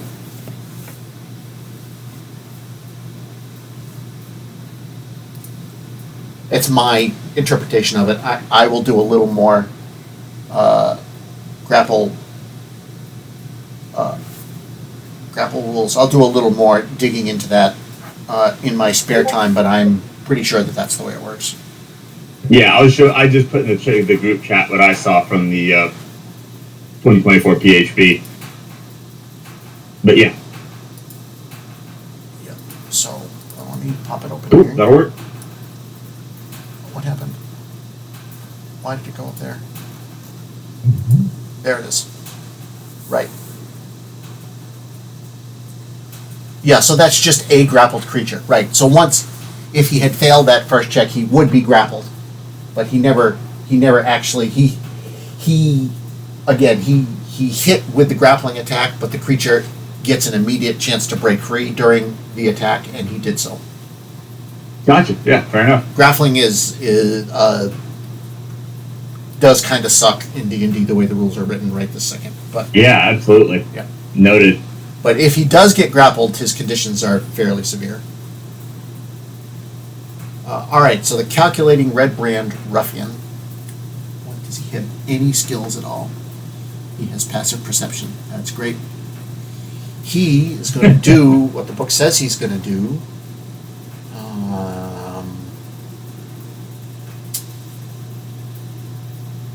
Elevar, what are you carrying for a weapon? A halberd? Yes, I hope. That's pretty fucking scary. All right, so the red brand disengages as his action and then tries to make a break for it. And moves as far as he can. And for his bonus action, he goes, "Ah!" and then takes off down the road. And then it's Whisper. I'm sorry, Chloe.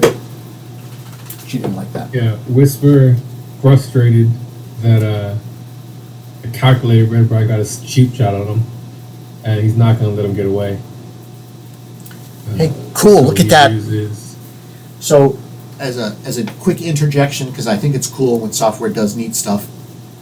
His concentration marker is now down to 9 turns. There's 9 turns left on the spell. Oh, nice. Oh, yeah, Oh, nice. I see that. So sorry Okay, to sweet. interrupt, but that's kind of cool. No, that's pretty cool. Okay. So Yeah, nice. I love Whisper it. sees him try to get away, and in a moment of frustration, He runs after him, and his movement's now 40 feet because he gets sort of his level upgrade. Right? And he goes, and as he's running towards him, he goes and tries to ninja kick him in the back to trip him up and do non-lethal damage because he still wants to capture him. And Yep, and again, you don't have to Yeah, declare non-lethal until you actually roll the damage, but that's fine. Yep, make your attack. oh, the wrong button. Oh yeah, with advantage as well. With advantage as well. How long does the fairy fire last? I believe it's 10 turns. Is it a concentration spell? It is, yeah. Yes, it is. Not that it. So 19 hits. He's not going to last 8 more rounds, so. Yeah. So that was advantage, and then the attack, actual damage. Hang on one sec. So 5 damage. I'm and then gonna he's gonna use his bonus action for his cat claws. hang on. I'm Yes. gonna refresh here because I'm not seeing any of those rolls.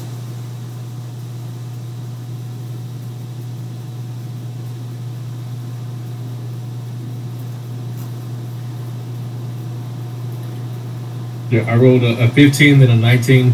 Okay. And it was 5 damage. Okay. So Yeah, I'm not seeing any of those rolls either. Yeah, me neither. Yeah. So it's probably we'll have yeah, let me just try to do them on D&D Beyond. Then I was using the app, and it usually works because it just D&D Beyond has been. I've had to reconnect like 10 times at least. Yeah. Oh, here now they're popping up. Now they're popping up. That's fine. Yep. Just taking a second. It's Yes, sir. it's more of a VTT issue than a D&D Beyond issue. That's yeah. That's what Yep. I mean. Sorry. yep. No, that's fine. Yeah. Okay, so it's 5 damage on that, Yep. and then I'm going to use my bonus action to do my cat claws.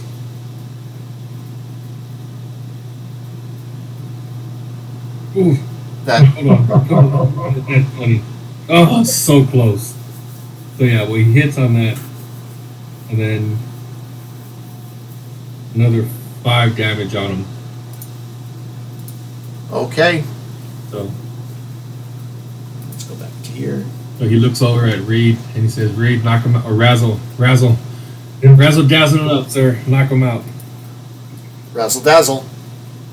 I cannot do non-lethal damage with my bow, That is correct. but I am only 15 feet away from him, so I'm jumping down the porch, intercepting the ruffian, and I'm going to take him down with my short sword, and I will be declaring non-lethal when I get to that point. Perfect. He still has advantage to hit him, right? Correct. Oh, Nice. that's painful. That kind of hits. Yeah. And it is not backstabbing, Why not? so 5. You attacked him with advantage. You get your sneak attack. Oh, well, the advantage was because of the fairy fire. Doesn't matter. As long as you're attacking with advantage, you get. Whisper is next to him. You're right. It is. It is. Not that it matters a whole awful lot. So, yeah. Well, Razzle. but I said non-lethal. Correct. I So saw he's- the X too. I can't put him at 0 hit points and not have it put an X on him. There isn't a. Gotcha. So he's still breathing. Yes. You run up to him and slap the flat of your blade up against his temple, and he collapses to the ground, gurgling. Nice. Sound effects are free today. Gurgle, gurgle. Oh, you know what I didn't do? Let's do this. I bet his last thought was, wasn't that the real estate guy? Yeah. What's the As he collapses to the ground. And then Did Drax somebody give me help? comes out on the porch and pees on the pole. Good boy. Okay. Alright, And so we are going to. Is there? How do we end combat? Do we just close this? No, we hit clear. There we go. As combat concludes, Walker would like to yell out triumphantly, continue his rage, bust down the door of the bar, kick the pole that Drax just peed on, and have a little rampage for a moment. Roaming around, foam coming out of his mouth. Give me a beer. Most of the time, bar fight doesn't mean you're actually fighting the building. Can't tell him that. I'm just taking advantage of being told that anything we do will be forgiven. He did say that. So we drag, we drag 3 dead bodies. We drag 3 dead bodies and a live body back to the mayor guy, who obviously likes to eat pastries. Okay, so let me. Wasn't there a bartender in the Sleeping Giant as well? Yes. As soon as we get rid of the trash, we'll come back for a drink. Yep. True. Fair enough. Fair So enough. let's go back here. You drag the 3 dead bodies back to the townmaster's hall, and the 1 captured prisoner, and he looks. Before we hand them over to the town master, Whisper says that we should look through their pockets to see if there's anything of note to find, any maps or notes or any information that they have to give us an advantage for later. Right. Reed will also take their weapons as well. You guys are nothing if not. And we should take the red coats too, just in case you want to sneak in there. Guys, this. We should march them in there naked. We should. I love it. I love it. Yeah, not that Whisper wants to steal, but spoils of war to see outside of information. If there's any extra gold, buy us all a drink on Well, them. the town master did say anything we got off him, we get to keep. Yep. So Fair. each red brand has Even their clothes. their own little pouch, and each one carries 1d6 copper and 1d6 silver. So we're going to roll for copper for a total of 11 copper, and roll for a total of 20 silver. Nice. I'll add that to the group monies. Everybody like my cool looking dice? Yes. Was there any information or any notes of anything on their bodies No. that we could? These guys are not the note taking type. Although you do have 1 unconscious red brand. So yep, there are 2 cells available in the town office.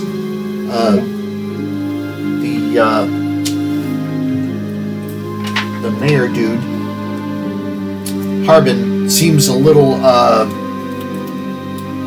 distraught when you dump 3 dead bodies on his porch. He's like, "What am I going to do with dead bodies?" But Cemetery around here, something? Sildar comes out and says, "We'll take care of the dead bodies." So, and you have a red brand locked up in the jail. Whisper says we're gonna put them all in the cell, and as they throw the dead bodies into the cell and they put the live one next to him, he just looks at him, taking that cheap shot on him, and then looks towards the others. He's like, and whoever can, he looks to the others and says, whoever can get the best information out of him, just remind him his fate still lies in our hands. As he looks towards the dead bodies, and then the guy still breathing. I've got a +4 to D8, and I could also call my group to I can try that.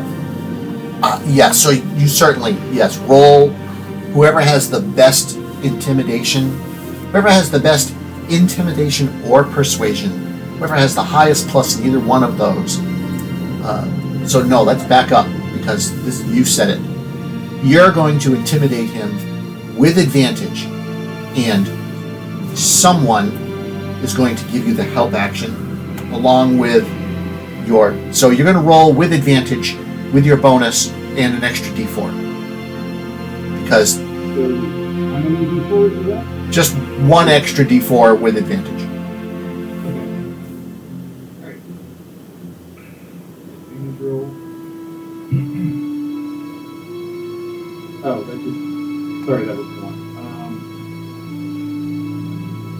You didn't like that one anyways. Yeah, do them one at a time. It's more dramatic. Sorry about So, that.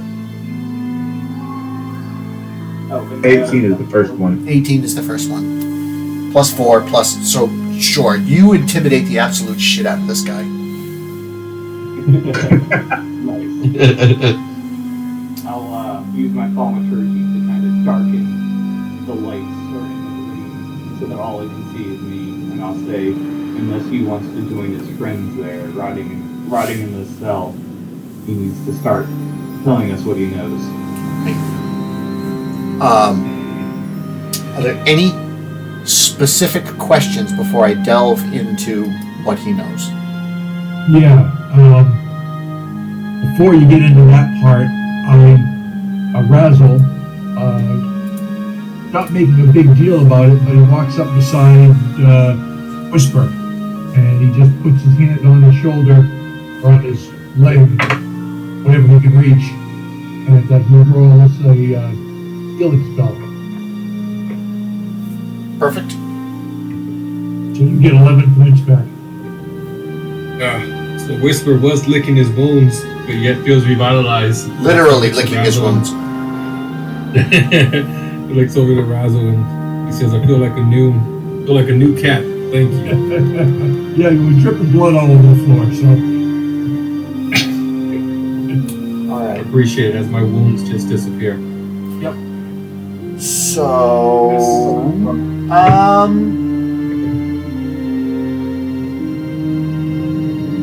That was not a purposeful roll. right. Yeah.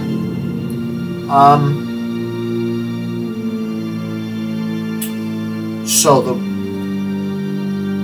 the Red Brand tells you that the actual headquarters of the Red Brands. Anybody care to guess?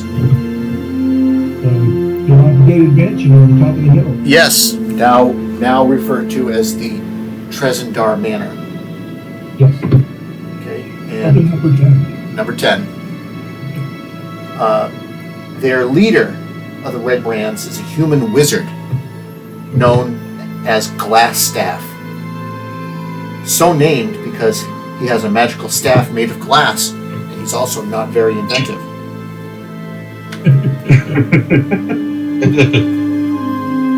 Is anybody taking notes? Yep. Okay. Glassstaff's chambers are in the western end of the stronghold.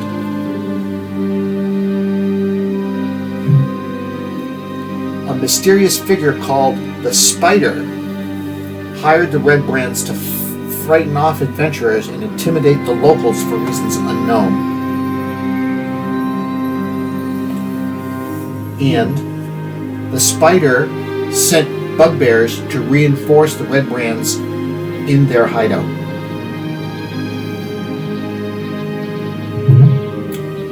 The lower part of the complex is guarded by a hideous eye monster. That's what he calls it. And that's EYE monster. And the Red Brands have a handful of captives in a holding area near the old crypts, which are guarded by skeletons.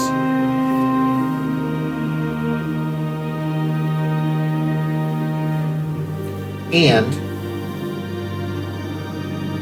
it gives you directions on the main entrance how to get into the hideout. Right? The hideout is in the basement of what's left of the manor. That's the most structurally sound area of the hideout is the basement. Okay. Can I ask, are there guards patrolling around the perimeter? Not normally.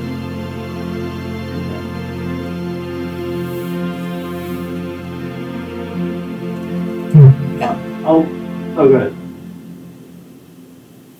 That's what he knows.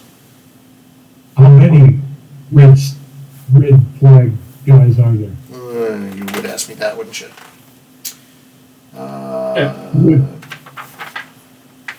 I'm not real good with numbers.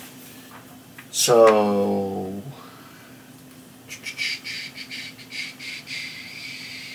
Hold on. Stop rushing me.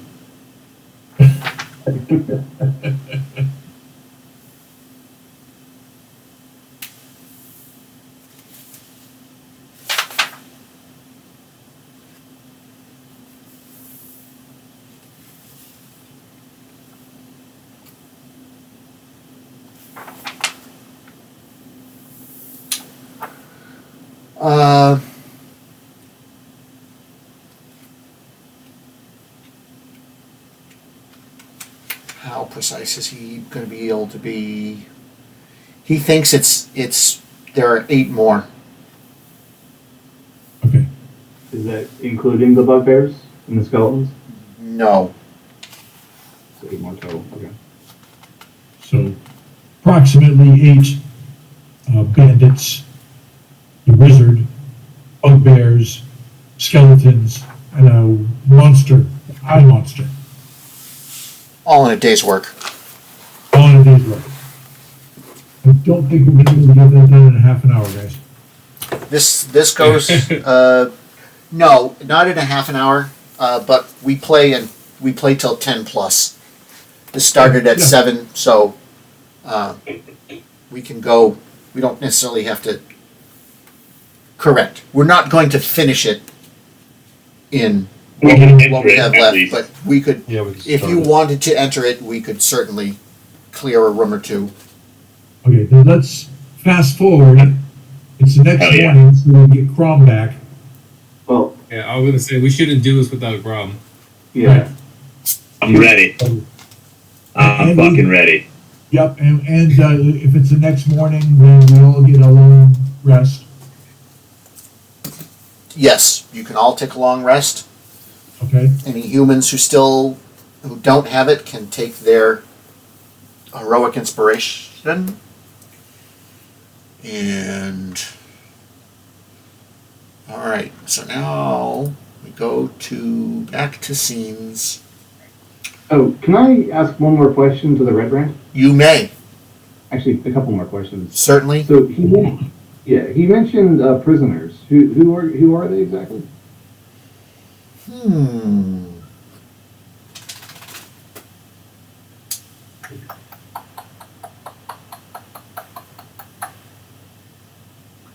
Does he know who they are? He will certainly tell you what he does know because he scared the shit out of you.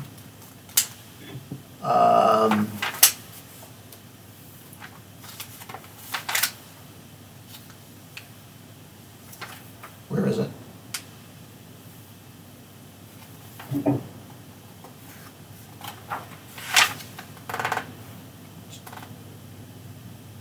It's not that. It's not that.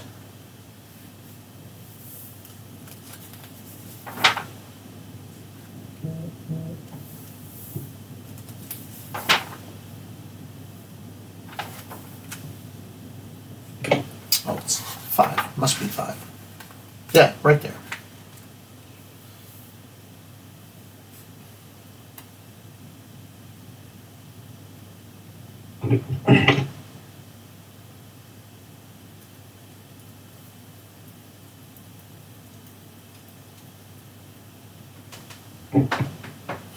There are 3 prisoners.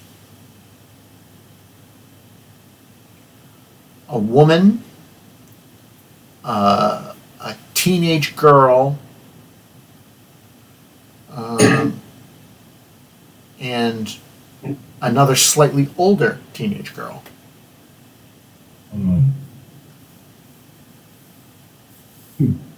I bet you Glassstaff's real name is Epstein. Oh, I was thinking it. I don't want to say it.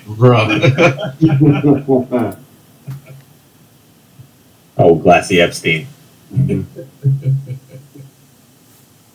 Yeah. Speaking of Epstein, Quick question for you, Kerry. Yes. For the guys talking about gathering the weapons or whatever to possibly take to Grom, did those 3 guys they did kill, I guess 4 guys, they could trip the other guy too, what were their weapons of choice and did they have any armor? They were wearing leather armor and short swords. Okay. On the numbers. They probably tore up their leather armor pretty good. Good thing I'm not a blacksmith. Alright, so everybody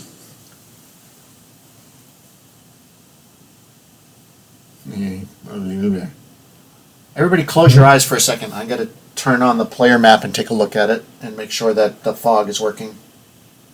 I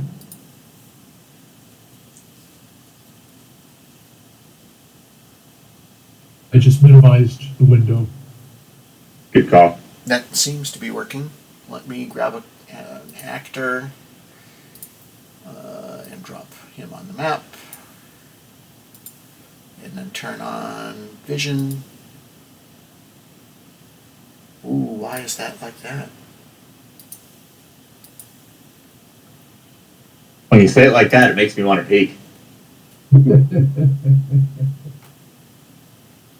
think I just wet myself. It's good enough. Okay.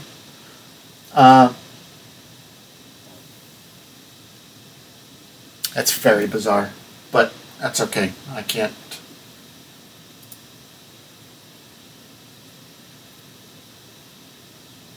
There's no.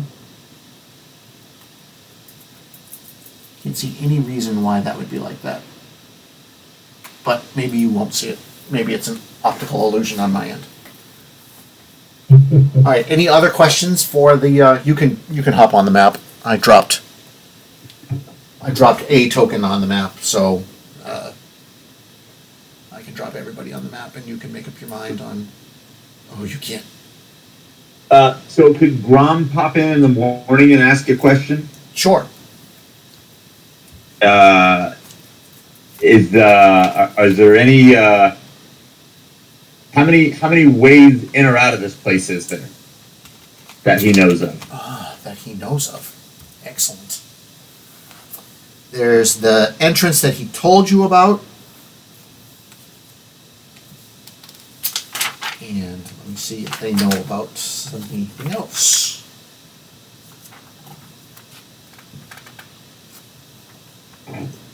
We've got a bunch of green circles on the map. Yeah, I know. I don't know why there are green circles. I know what.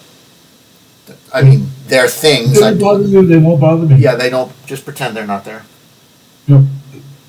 They're smells. Okay.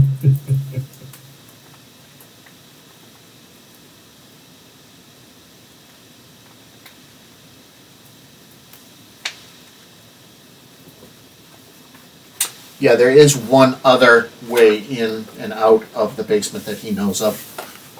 There's a subterranean tunnel that goes. Let's go back. Let's go back to Phandalin. There's a subterranean tunnel that comes out somewhere in this area here on the map, if you can see the ping. There's an opening in the base of this cliff that you can follow a semi-small, semi-cramped tunnel all the way into a section of the hideout.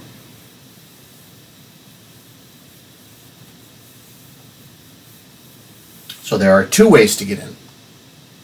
All right, boys. Main door or side door? I'm kind of thinking if they have hostages, maybe Sneaky. Sorry, go ahead. I'm thinking if they have hostages, maybe we take the side entrance, like through the catacombs, get to the prisoners first. Yep. So side entrance? Yeah. Perfect. Yeah. Okay. It's a single file entrance. Tell me who's first. Marching order, huh? Yeah. It's always good when I have to start in the middle. Right there. Before we enter, I'd like to take 10 minutes in preparation outside to cast a ritual spell of detect magic as we go in, before we go in, and that lasts for 10 minutes, Okay. just to save a spell slot and prep us for any surprises. What do you see there? Ooh, Grom says, grabs one of his gemstones and crushes it up and says a quick prayer to Dumathoin to bless him with holy guidance, that he may be aware of any presence. Do I have to? Is that the problem? Hold on.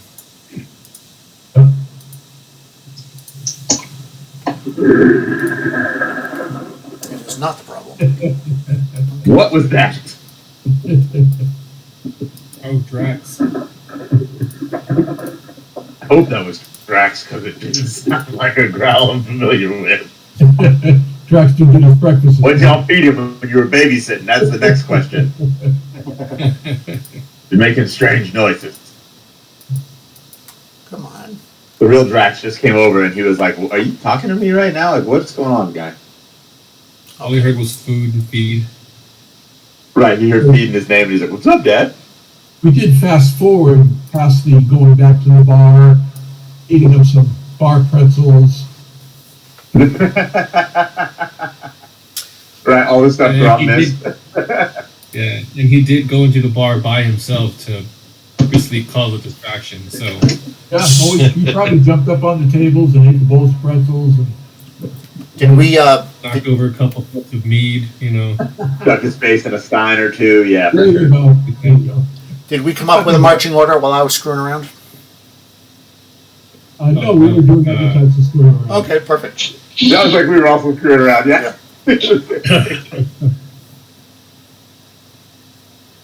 So I can roll and make it Basil up. should Where's be I'm the there. healer, so I'm definitely not going to be point man, because my melee is trash. Yeah, he'll go third, second or third. Who is that? Whisper? Whisper, yeah, preferably between Walker and Elowar. Let me see what that do. That's fine. All right. I guess Reed will stay in the back. But I'll give a bardic inspiration to whoever wants to go first. That's fair. That's fair. I'll go first, I guess. And Then Whisper will go behind Elowar. And he looks at Walker and says, "You're coming?" And I do want to bring Drax for this one, but he'll stay behind me towards the back, between me and Reed, I suppose.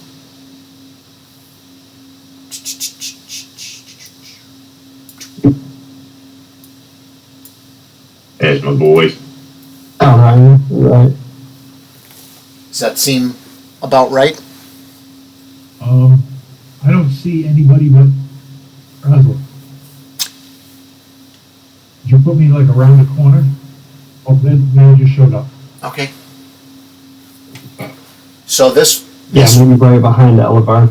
this may show a weakness in above VTT, so we'll see, because this is a medium-sized complex that all the walls are drawn in and all the tokens are already on the map and there's light sources everywhere, so we'll see how well this handles it.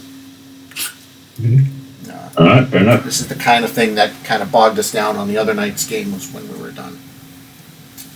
All right, so give me 1 second to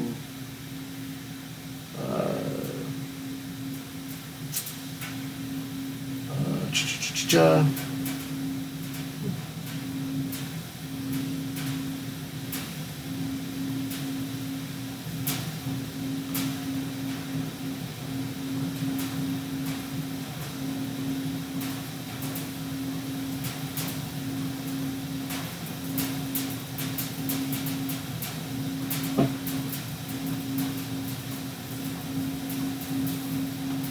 okay.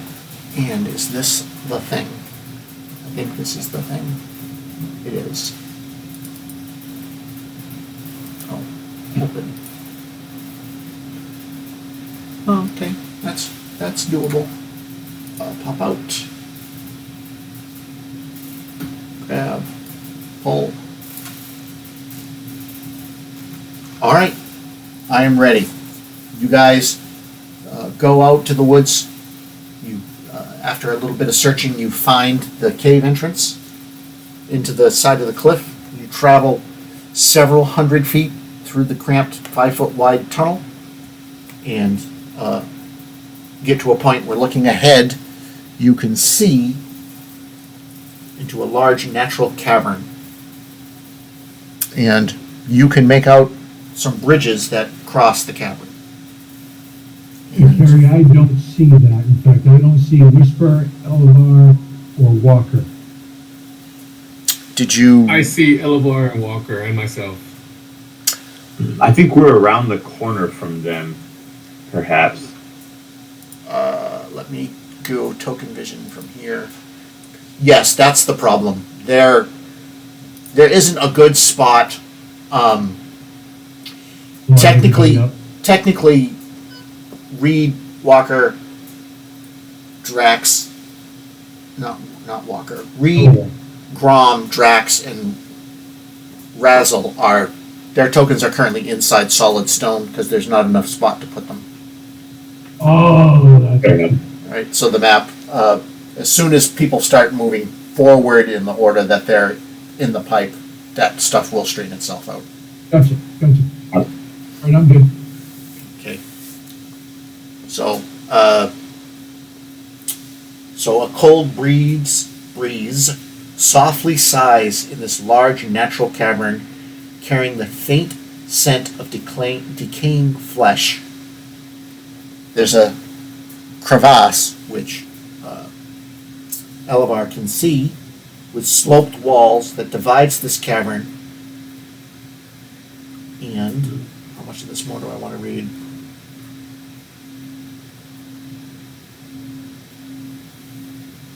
You can see, yep, the crevasse is flanked by two rough stone columns that support the 20-foot high ceiling, and two arched wooden bridges span the chasm. So, for the light, this and this are the stone columns that support the ceiling, and they're blocking light behind them, as you can see, or some of you can see. So, and to make life easier, Elvar, you're in front. Nobody's going to do anything until you do something. Gotcha. Then I guess Elvar starts walking towards this pillar. Okay, Just make room for everyone else. perfect. And then, Walker, why don't you put yourself up in? And then Whisper.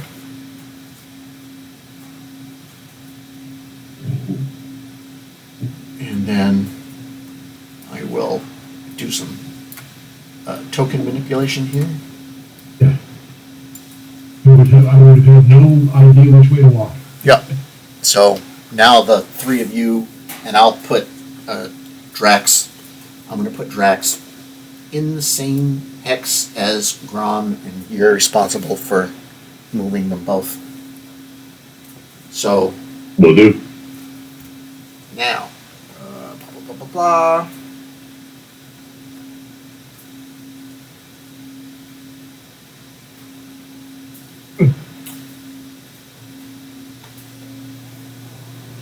The crevasse is a steep-sided fissure, and it's 5 to 10 feet wide in various places, and it's 20 feet deep. The walls down the side of the fissure are very rough. And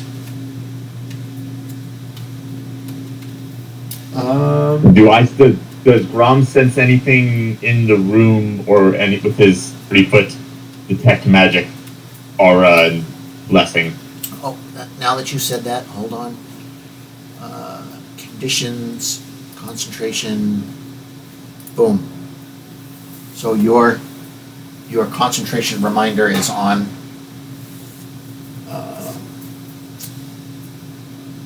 Do you detect any magic?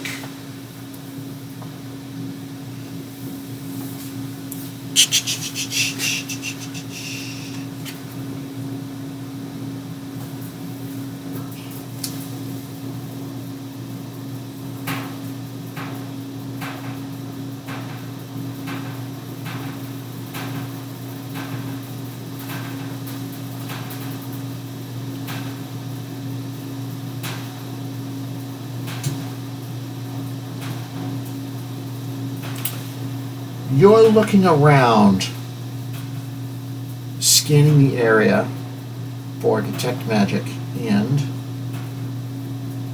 we're going to. Yeah, looking down I'm like 2 feet from the crevasse as well, so around and then down if I can, if it's lit or what have you.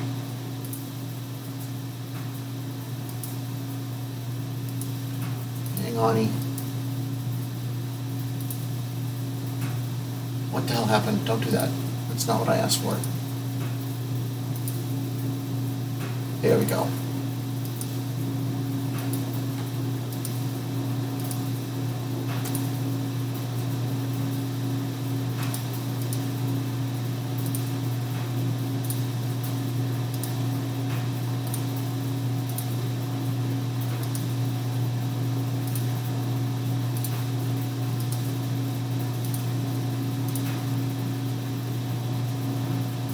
Bring this out.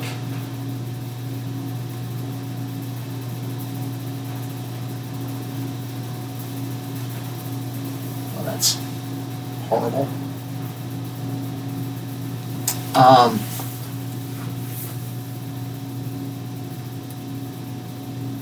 As you're looking around, a creature appears from behind one of the columns. So this is. I don't like it. What happened there? That is weird.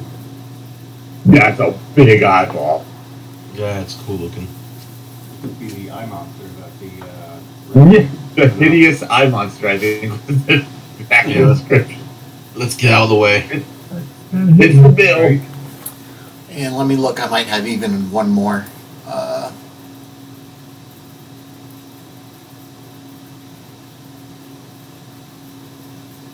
Okay, who wasn't thinking that it might be a beholder? That's what I thought too. But second level characters. This is still right. It is still. All right, that's the only image I have available for. Oh, maybe not. I have a new thing here. Sometimes.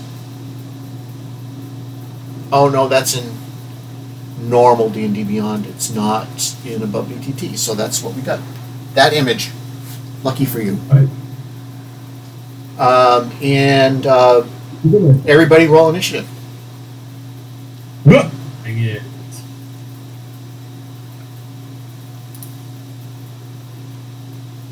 I'm gonna roll twice because Drax is also a +2, so. Roll a 13. And tell me what Drax got, and I will manually enter it. Drax got an 11, Grom got a 4. 18. Come on. Ooh.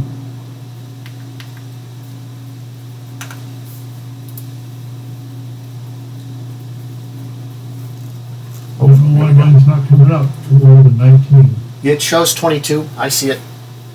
Okay. I don't see it. It didn't show up on mine, so. What happened to my monster? He got got scared. Ran in fear. He ran away. Rob ran in here. He's just, I must have deleted him by accident. That's lovely. Hold on. That's a great encounter. We all get experience. yeah. I think we're third level now. Yeah. Yeah. Drax pisses into the crevasse aggressively, sending the monster fleeing in fear. So does Razzle. But Found one. Okay, and it doesn't need a name because there's only one of them. So let's scroll back up. What does this thing have? Woo!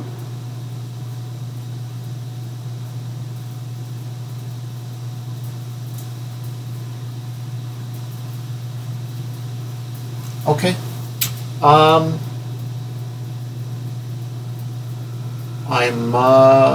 There's no start, so it's just Razzle. Look, you've already wasted 2 minutes of your turn.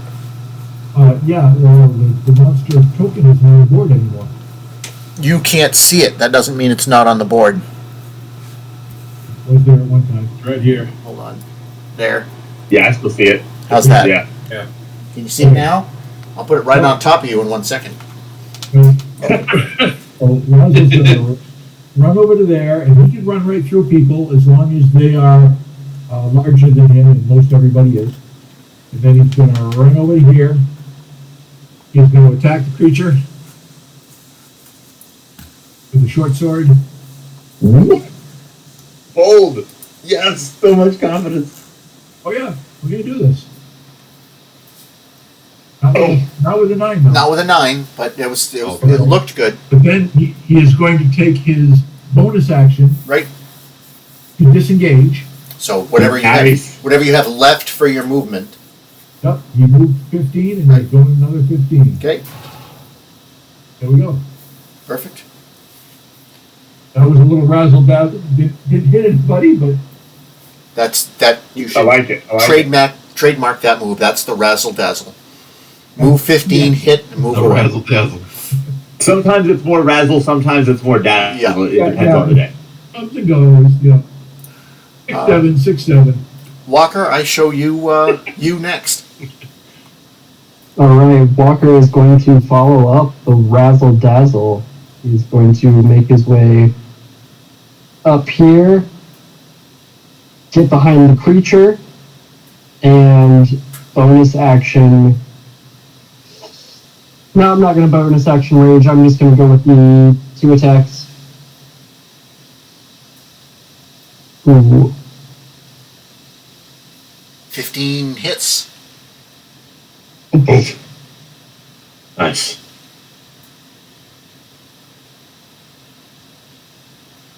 Alright, 9 points of damage. So click on him and say apply that damage. Good. Very cool. Alright, and then an 18 for the second attack. Also hits. Nice. And it's going to do 6 points of damage. Okay. Nice job, Walker. Awesome. All set. Starting strong. And I end my turn. All right. Elevar. Gotcha. I was given Bardic expiration, right? Yes. Gotcha. What does that do again? You get 1d. Is it 6 at this level or 4? Oh, 1d6. 1d6 that you may roll and add to any d20 check that you make, and you don't have to decide if you're going to do it until after you make the roll. Gotcha. One per turn or like each One. time I attack? Gotcha. You can, I believe, so you can also add advantage too. No problem. He's just inspired forever. Yeah. It was I go the to best mom. inspiration. Alright, so I go up to monster. Pull out my longsword shield. I'm gonna attack it. Okay. Alright, first I'm gonna roll. 19 hits. 19. Yep. And roll for attack.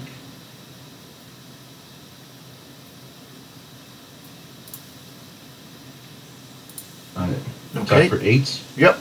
And my bonus action, I want to use attack surge. Action surge. Yeah, action surge. Yeah. Just gotta find it real quick. I'll mark it later. But I can surge, I attack again. Yep.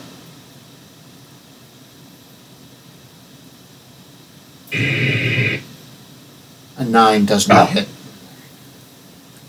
Dang. I hate it when that happens. Still roll D6 for the inspiration, or is that too late? No, you can add it now. Yep. Gotcha, I'm at it now.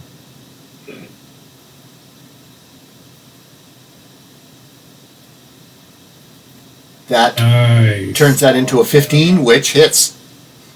Nice. Nice. Alright, attack it again. Let's go.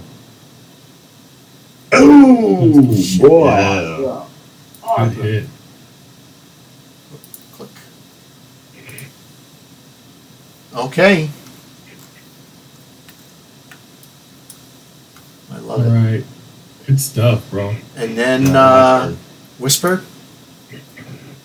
Whisper runs up. He sees the entire party just wailing on him. So he runs up to the wall, jumps off it, and tries to pop him right in the face. Let's Gotcha. see what happens.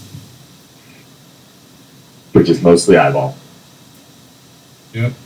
21. Nice. 21. 21 hits. So it's alright. Come on. 6 damage. Yep. Can you tell me if he is is he right can see the there at color. the break? Yeah, I see it. Yeah. So alright, so with that, he uses his bonus action to do another. If I'm right here, can anybody else get around him or no? No, I think he's going to be pretty much bottled up. Okay, well then yeah, so Whisper's gonna use his bonus action to disengage. That way he doesn't stop anybody else from fighting him. Okay. Disengage here on this side around the corner. Move your dude, bro. Come on. You might not have the pointer picked. There you go. Yeah, no, you're correct. Okay. So yeah, he gets around the corner and he looks over at Reed and he's like, "Finish him off, sir." And Reed is next. Oh, Reed's way in the back. From my position, do I have a clear line of sight for a firebolt? Yes. All right, let's go ahead and do that. This thing's going to be dead before it gets a chance to move. 12 does not hit. Damn.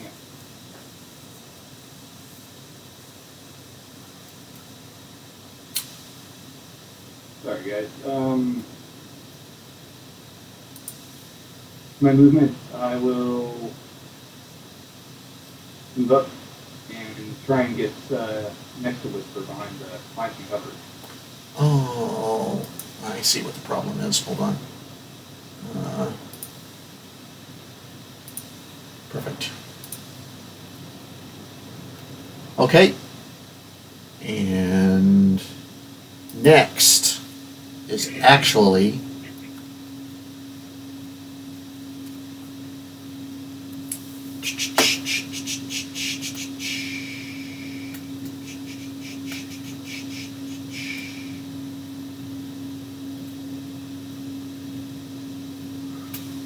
how do I want to do this? The creature's turn, obviously. So many things I want to do, and I'm not going to be able to do a bunch of them because he's going to be dead any second now. He's going to make...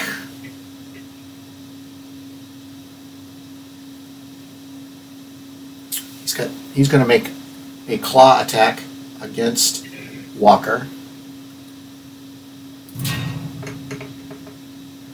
And he rolls a 15, which That's gonna hit. just hits him.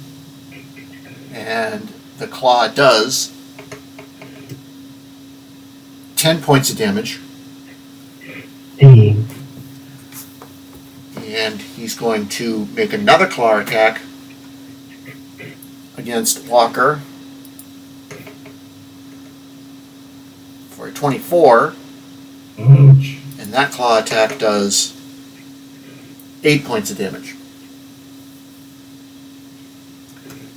And that's the it's called a Nothic, by the way. It's a custom monster for this adventure. And that's his turn. You got to do something before he died. I didn't think that was going to happen. Finish off, Grom. Oh, so Grom is going to. I'm trying to see. Let's see some real quick. I need to double check some. Let's see if I found Divinity. I think I found Divinity.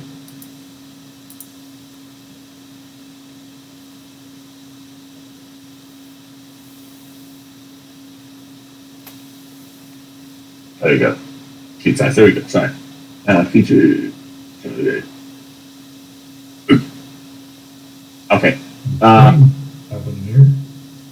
So I am going to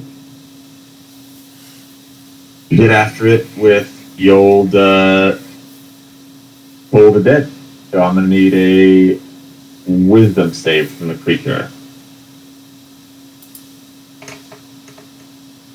10. I'm guessing that's not good enough. That is not.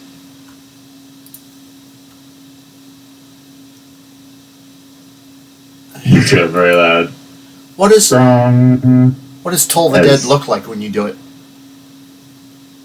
A giant ethereal bell forms over the creature's head, just rings and sends shockwaves down through the creature, causing what appear to be holes in the side of its head to bleed, as well as its orifice, as it collapses in pain from the sonic death. Nice. It collapses, tumbles over the side of the crevasse, and rolls down to the bottom. Right.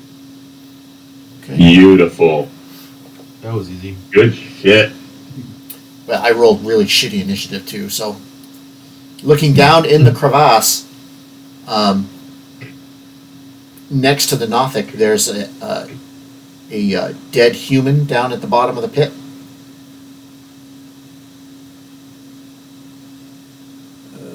Interesting. There we go. Heaped at the bottom is the skeleton.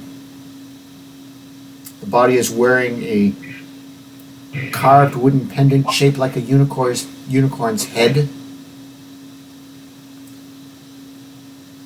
And, yeah, anything else you might want to know about, you let me know. I've got a grappling hook and some rope if we'd like to rappel down there. How far down is it? It is, I think, 20 feet, I think we said. 8 to 20 feet, yeah. Yeah, Whisper looks at Grom, says, "No worries. I think I can take care of this. I have my climb speed." Yep.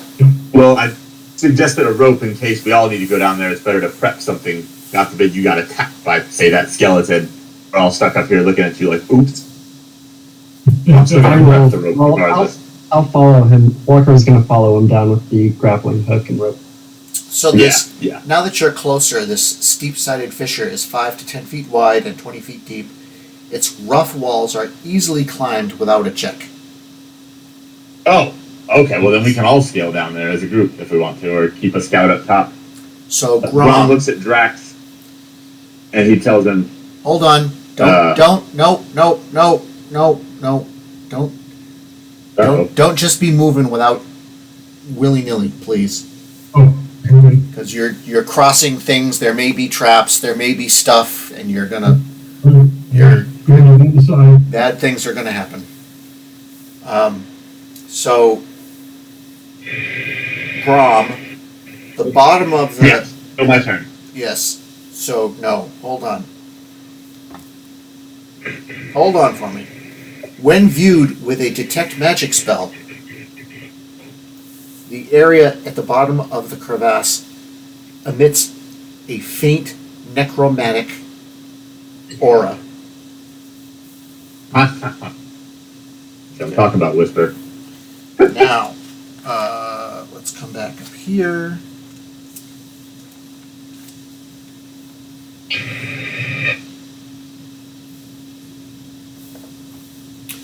Okay, so Razzle, you went across the top bridge and came back around. That's fine. Okay, now, who's going to do what? Okay, so to finish my turn, Yes. Since all I have is movement and bonus actions left, I can't do much casting wise. I know Walker was eager to get down, and so was Whisper. I'm going to suggest that we perhaps down in tandem, so that maximize force. So Grom looks around at the party and he says there's a slight darkness coming from down there. It doesn't feel powerful, but there is something necromantic about the depths of this crevasse. So we should proceed with caution, he says as he starts working to fix his blade, pull his blade out, and be ready to slowly make the climb. Okay. And then for Drax's turn, since he's next in the turn order, I'd like to have him just move him up to where we're at, kind of, where he can see the whole room here, either entrance or Yep. what have you on either side. Just tell him to stand guard. Yep. And let us know if you see anybody coming, boy. Perfect. All right. Who's going down?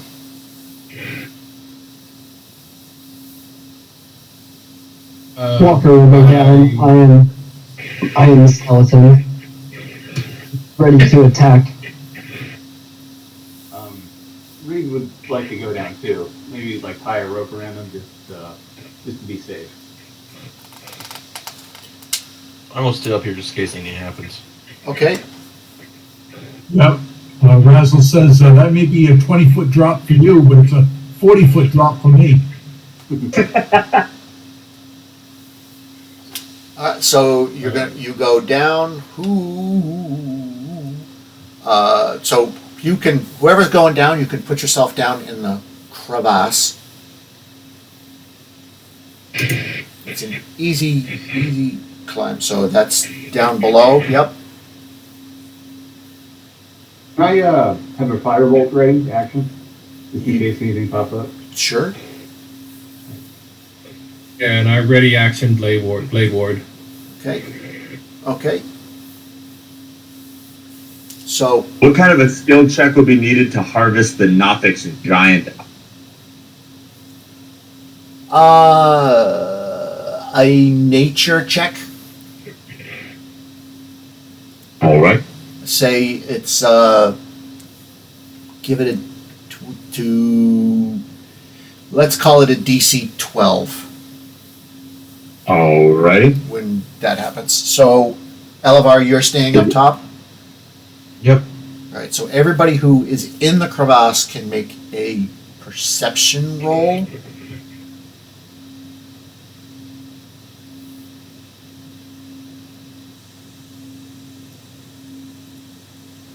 Ooh, 15. Ooh.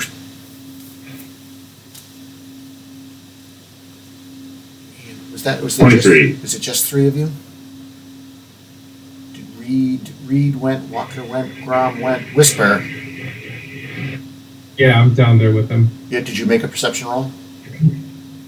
Yes, sir. 15. 15. It did not come through, but that's fine. All right, so let's go here. Yeah, undo that.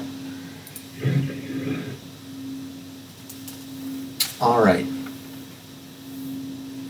So, Grom, you may notice that in the bottom of the crevasse towards the south, there are two dead bodies. And they would have looked like this when they were alive. Oh, They're those are weird. They're very goblin-esque, but their heads, they have elongated skulls, and they're dressed in filthy rags, and there's two of them. I actually remember Sildar said he saw one of those goblins. Very good. And on the in the northern section of the crevasse, under the northern bridge, there's a chest. Oh, always good. Okay, there's a treasure chest at the other end of this, boys, and these are the weird goblins I think Sildar mentioned earlier. Yeah. Could Reed take a look at those weird goblins, see if he knows like what exactly would cause their heads to malform like that? I'm always willing to let someone make a check. So you can make make a nature check.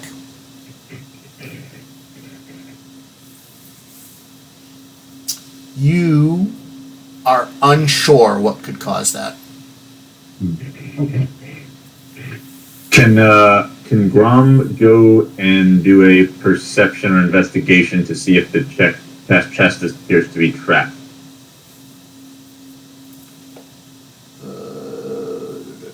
Also, quick party question. Who has the best nature score for, like, dissecting creatures?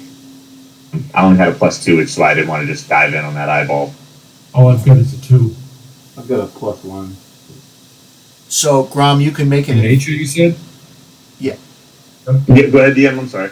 You can make an investigation check on the chest. Alrighty. If I was a dick, I'd do it blind and then just tell you yes or no, but I'm not a dick today. Nothing there. Looks good to you. Grom declares this Does my chest. detect magic show the necromantic aura coming from the chest specifically, or is it more the area in general? It is the area in general, and the bottom of this crevasse feels unnaturally cold. Like to the point where your breath is starting to mist down here. Does the chest appear to be locked? No. All right, I'm going for it. I'm opening the chest. Beautiful. All right. So, in the chest, there are, whoever's getting ready to write, Got it. 160 silver pieces, Nice. 120 gold pieces, Nice. 5 malachite, which is malachite gems. And just to take the suspense out of it, those are worth 12 gold pieces each. Okay. There's a potion. There's another potion and another potion. So let's make that 3 potions. There's also. Do any of them look familiar at all, or are they all just weird potions? Do you imagine that every potion of a specific type looks the same? Okay. No, that's a serious question. I hadn't really thought that. Yeah, well, I mean, I guess, yes. I mean, just thinking like the alchemy perspective, specific ingredients, specific colors, specific concoctions. So, like, if it was a potion of healing, maybe we've seen it before, but if it's a potion of flight, then probably no clue what that is, Let's make a perception check for me. Alrighty. 10. That was what I had in mind. One of these looks much like a potion of healing that you have made. If you were going to make a potion of healing, it would look much like this. Okay, fair enough. The chest. So I'm going to go with that, and then 2 mystery potions. The chest also holds a long sword in a dusty, silver-chased scabbard. Hi. And that's Any, That- that's it in the chest. any magic coming from the sword? Oh yes, the sword does radiate magic. Nice. Ooh. Can I do an Arcana check on the sword at all, or would that just tell me that it is magic and not anything about it? Does Arcana checks work for identifying? No, you have to have the identify spell or attune to the item if it needs attuning. Okay. Um, To the party copies. however, if you pull the long sword out of its scabbard, the sword is inscribed with the name Talon on the side, Oh. and its hilt is worked in the shape of a bird of prey with outspread wings. Sick. And Could I? Oh, go ahead. Everyone could make anyone who's interested could make a history check. That's actually what I was about to ask. What check? I'm sorry. History. History, thank you. Oh, I also have access to a book, and it says it says that the book it contains fiction and nonfiction. If you consult an accurate nonfiction book about a topic, you gain +5 to intelligence, arcana, history, nature, or religion. Okay, so you can roll with +5. Awesome. And what's the topic again? Sorry. History. No, the book topic. I'm sorry. The book topic. So you What? you Is the sword? We're looking Like at the sword. you've got a Oh book. yeah, that's what I meant. Like, what is the book is specific to like weapons or something. You know, like I have to. Oh, never mind. You have to declare it a certain type of book for the future. Yeah. Yes. So So from here on out, it's a weapon identifying history book. Sure. Yes. Let's go with that. was this part of a treasure from previously that I were forgetting? No, this is a book that I had in my own equipment. He gets it as part of his background history. Yes. Yes. Okay. So all right, I will. Well, let's hold on to that then, and I'll take a look at it and see how it's really written up, and we'll figure that out for next time. Because Elevar got a 17, and you got a 21. you got a 21. So Nice. this sword once belonged to a great knight of the area called Aldith Tresendar, and if you remember, you guys are in Tresendar Manor, Yeah. and he was known as the Black Hawk. That was his knightly name. Sir Aldith. Wicked. Yes. So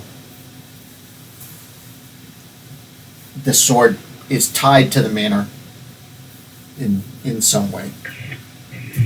Historical ways. Yeah. Okay. Very cool. This seems like a really good spot to pause because we've cleared this room out. We've gotten the treasure. We've picked up some clues.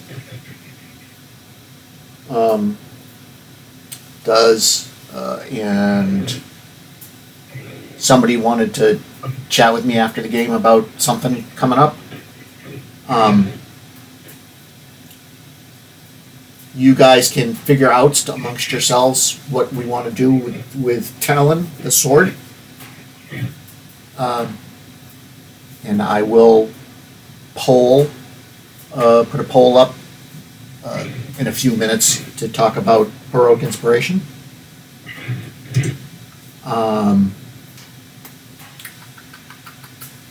Sure. Anything? Oh yes, and there was. Don't forget that the human skeleton had the pendant, a wooden pendant. Da-da-da. That's not it. Can I do a check on that, or should we wait till next time? The wooden pendant is not magic. It does not register as magic when you look at it. Is it like a unicorn or something? I think was what you said. It does say that. It's a carved wooden pendant shaped like a unicorn's head. Okay, a unicorn's head. That's what it was. Unicorn's head. Okay. Yep. Should I do like, could we do like a history check on it, or a wisdom check? Or do you want to save that for next time?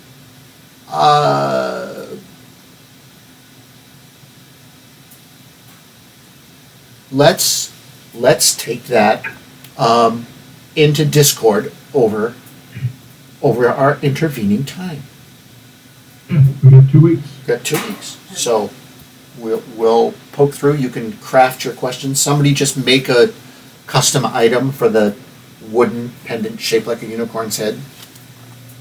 Because believe it or not, they wouldn't have put it in here if it wasn't going to mean something at some point. Of course. Okay. Yeah. Yeah, great sesh, DM. Appreciate it. Yeah, that was fun. Our Thanks, Dan.